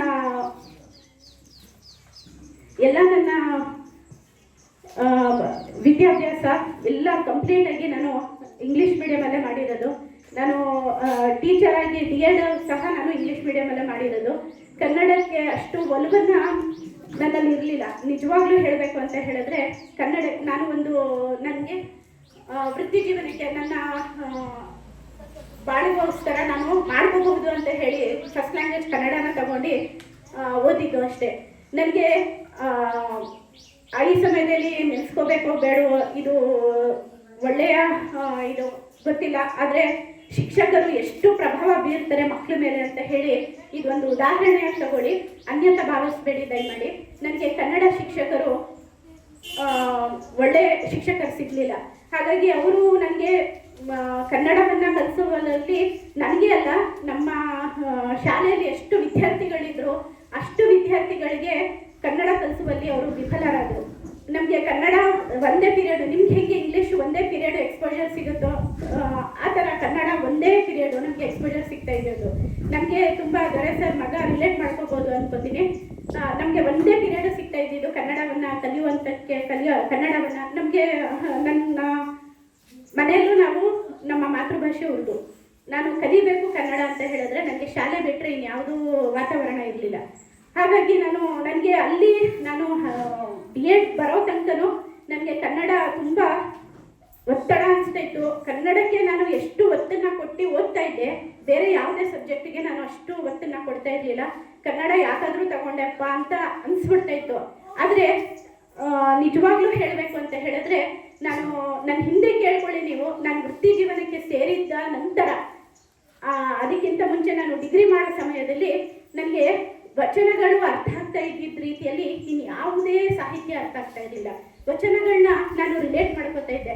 ನಾನು ಕೆಲಸಕ್ಕೆ ಸೇರಿದ ಮೊದಲನೇ ದಿನದಿಂದ ಇಲ್ಲಿ CRP ಆಗಿ ಬರೋ ತನಕನೂ ನನ್ನ ತರಗತಿಯಲ್ಲಿ ಕೋಣೆಯಲ್ಲಿ ನೀವು ಕಾಯಕವೇ ಕೈಲಾಸ ಅನ್ನೋ ಒಂದು ಬಸವಣ್ಣನವರ ಹೇಳಿಕೆಯನ್ನ ನಾನು ಪ್ರತಿನಿತ್ಯ ಬರ್ಕೊತಾ ಇದ್ದೆ. ನನಗೆ ಮೇಡಮ್ ನೀವು ಇಂಗ್ಲೀಷ್ ಟೀಚರ್ ಆದ್ರೂ ಇದನ್ನ ಬರ್ಕೋತಿರಲ್ಲ ಅಂತ ಹೇಳಿ, ಸರ್ ಇಂಗ್ಲೀಷ್ ಟೀಚರ್ ಆಗಿ ಅಪಾಯಿಂಟ್ ಆಗಿದ್ದೀನಿ, ಆದರೆ ಬಸವಣ್ಣನವರ ವಚನಗಳು ನಾನು ಎಷ್ಟು ರಿಲೇಟ್ ಮಾಡ್ಕೋತೀನೋ ಬೇರೆ ವಚನಗಳು ಅಷ್ಟು ಓದಕ್ಕೆ ನನಗೆ ಅಂದರೆ ವಚನಗಳು ಓದಿದ್ರೆ ಅದನ್ನ ರಿಲೇಟ್ ಮಾಡ್ಕೋಬೇಕು. ಯಾವುದೇ ಒಂದು ಸಾಹಿತ್ಯವನ್ನ ನಾವು ಓದ್ತಾ ಇದ್ದೀವಿ ಅಂತ ಹೇಳಿದ್ರೆ ಆ ಸಾಹಿತ್ಯವನ್ನ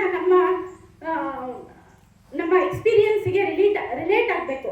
ನಮಗೆ ಆ ಅನುಭವಗಳು, ನಾವು ಅನುಭವವನ್ನ ಪಡೆದ್ರೆ ಮಾತ್ರ ಆ ಸಾಹಿತ್ಯ ನಮಗೆ ಅರ್ಥ ಆಗುತ್ತೆ. ಕೆಲವೊಂದು ವಿಚಾರಗಳನ್ನ ತುಂಬಾ ಡೀಪ್ ಆಗಿ ಸಾಹಿತ್ಯವನ್ನ ಓದಿ ಅರ್ಥ ಮಾಡ್ಕೊಳ್ಳೋಷ್ಟು ಇಂಗ್ಲಿಷ್ ಲಿಟ್ರೇಚರ್ ಓದ್ತಾ ಇದೆ, ಆದ್ರೆ ಯಾವತ್ತೂ ರಿಲೇಟ್ ಆಗ್ತಾ ಇರಲಿಲ್ಲ.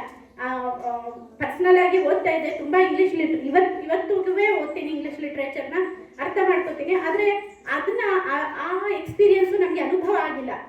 ಯಾಕಂತ ಹೇಳಿದ್ರೆ ಅದು ನಮ್ಮ ಸೊಸೈಟಿಯಲ್ಲಿ ಇಲ್ವೇ ಇಲ್ಲಲ್ಲ. ನಾನಿರೋದು ಕನ್ನಡ ದೇಶದಲ್ಲಿ ಕನ್ನಡಿಗ ಆಗಿ ಹುಟ್ಟಿ ಬೆಳೆದಿದ್ದೀನಿ, ಆದ್ರೆ ನನಗೆ ಅದು ರಿಲೇಟ್ ಮಾಡ್ಕೊಳಕ್ ಆಗ್ತಾ ಇರ್ಲಿಲ್ಲ. ವಚನಗಳು ಅರ್ಥ ಆಗ್ತಾ ಇತ್ತು, ತುಂಬಾ ಅರ್ಥ ಆಗ್ತಾ ಇತ್ತು. ಬಸವಣ್ಣನವರ ವಚನಗಳಂತೂ ಯಾವುದು ಒಂದು ಬ್ಯಾರಿಯರ್ ಅಂದ್ರೆ ಯಾವುದು ಒಂದು ನನಗೆ ಬೇರೆಯವರು ಹೇಳ್ಕೊಡ್ಬೇಕಾಗಿರ್ಲಿಲ್ಲ. ಬೇರೆಯವ್ರ ಹತ್ರ ಕೇಳ್ಕೊತಾ ಇದ್ದೆ. ತುಂಬಾ ಕನ್ನಡ ಪಂಡಿತರು ಇರ್ತಾರಲ್ಲ, ಅವ್ರಿಗೆಲ್ಲ ರೂಪ ಅದನ್ನ ರಿಲೇಟ್ ಮಾಡ್ಕೊತಾಳೆ. ನಾವು DED ಅಲ್ಲಿ ಇದ್ದಾಗ ರೂಪನ್ನ ರೋಲ್ ಮಾಡೆಲ್ ಆಗಿ ನೋಡ್ತಾ ಇದ್ವಿ. ಎಲ್ಲ ಕನ್ನಡ ಭಾಷೆ ತಗೊಂಡಿರುವಂತಹ ಎಲ್ಲ ನಾವು ವಿದ್ಯಾರ್ಥಿಯರು ಆ ರೂಪನ್ನ ರೋಲ್ ಮಾಡೆಲ್ ಆಗಿ ನೋಡ್ತಾ ಇದ್ವಿ. ಆವಾಗಿಂದನೂ ಅವಳು ಕನ್ನಡ ಪ್ರೇಮಿ, ಸಾರಿ ಮೇಡಮ್, ಆವಾಗಿಂದನೂ ರೂಪ ಮೇಡಮು ತುಂಬಾ ಕನ್ನಡ ಪ್ರೇಮಿ.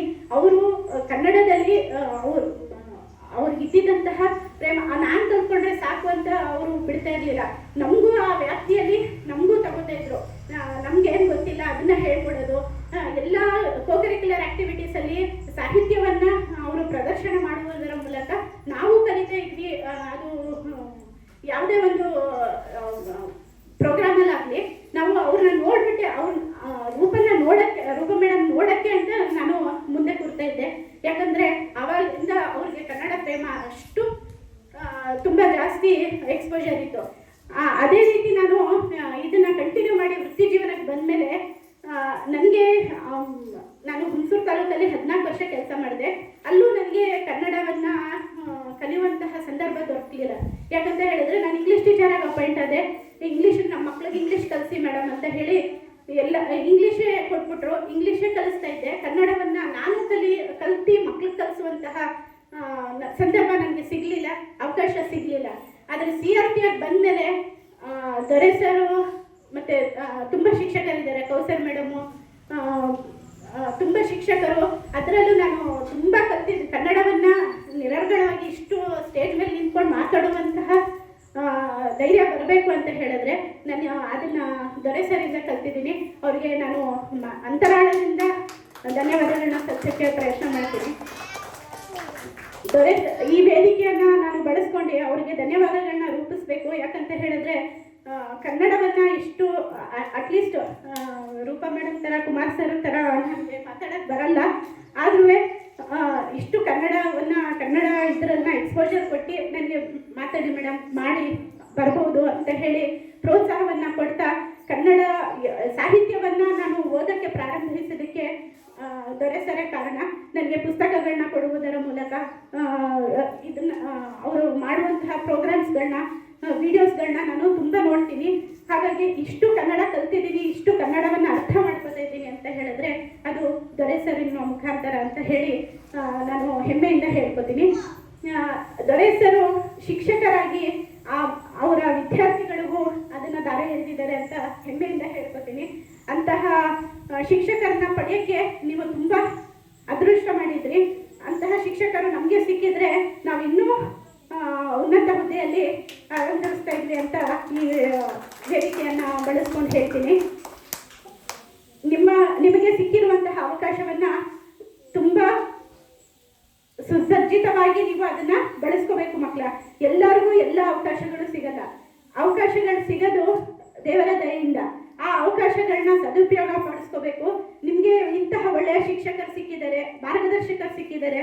ಆ ಅವಕಾಶನ ಬಳಸ್ಕೊಂಡು ನಿಮ್ಮ ಭವಿಷ್ಯವನ್ನ ಉಜ್ವಲವಾಗಿ ರೂಪಿಸ್ಕೋತೀರಾ ಅಂತ ಭಾವಿಸ್ತಾ ಇಲಾಖೆಯ ಪರವಾಗಿ ಮತ್ತೆ ವೈಯಕ್ತಿಕವಾಗಿ ನಾನು ಶರಣು ಫೌಂಡೇಶನ್ ಅವರಿಗೆ ಹೃತ್ಪೂರ್ವಕ ಧನ್ಯವಾದಗಳನ್ನ ಸಲ್ಲಿಸ್ತೇನೆ. ಎಲ್ಲರಿಗೂ ವಂದಿಸುತ್ತಾ ಅಂತ ನನ್ನ ಮಾತುಗಳನ್ನು ಮುಗಿಸ್ತೇನೆ. ಧನ್ಯವಾದಗಳು.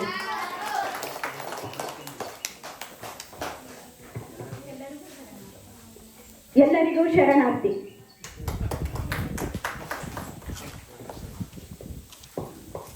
ತಮ್ಮ ಉದ್ಘಾಟನಾ ನುಡಿಗಳನ್ನು ಮಾತಾಡ್ತಾ ಈ ಆದರ್ಶ ಸತಿಪತಿ ಸಮಾಜದಲ್ಲಿ ಮಾಡುವಂತಹ ಕೈಂಕರ್ಯಗಳನ್ನು ಅತ್ಯಂತ ಮುಕ್ತ ಕಣದಿಂದ ಪ್ರಶಂಸಿಸಿ ಮಕ್ಕಳ ಭವಿಷ್ಯ ಚೆನ್ನಾಗಿರಲಿ ಅನ್ನುವಂತಹ ಮಾತನ್ನು ಆಡಿದಂತಹ ಅವರ ಈ ಮಾತುಗಳನ್ನು ಅವಲೋಕನ ಮಾಡಿದ ಸಂದರ್ಭದಲ್ಲಿ ಅವರಿಗೊಂದು ಬಿರುದನ್ನು ಕೊಡಬೇಕಾಗಿದೆ. ಉದಯೋನ್ಮುಖ ಕನ್ನಡ ಕುವರಿ ಅಂತ. ಉದಯೋನ್ಮುಖ ಕನ್ನಡ ಕುವರಿ ಆಗಿರುವಂತಹ ಶ್ರೀಮತಿ ಅರ್ಷಿಯಾ ಫಾತಿಮರವರಿಗೆ ಎಲ್ಲರ ಪರವಾಗಿ ಧನ್ಯವಾದಗಳು ಅರ್ಪಿಸಿದ ಬಂಧುಗಳು.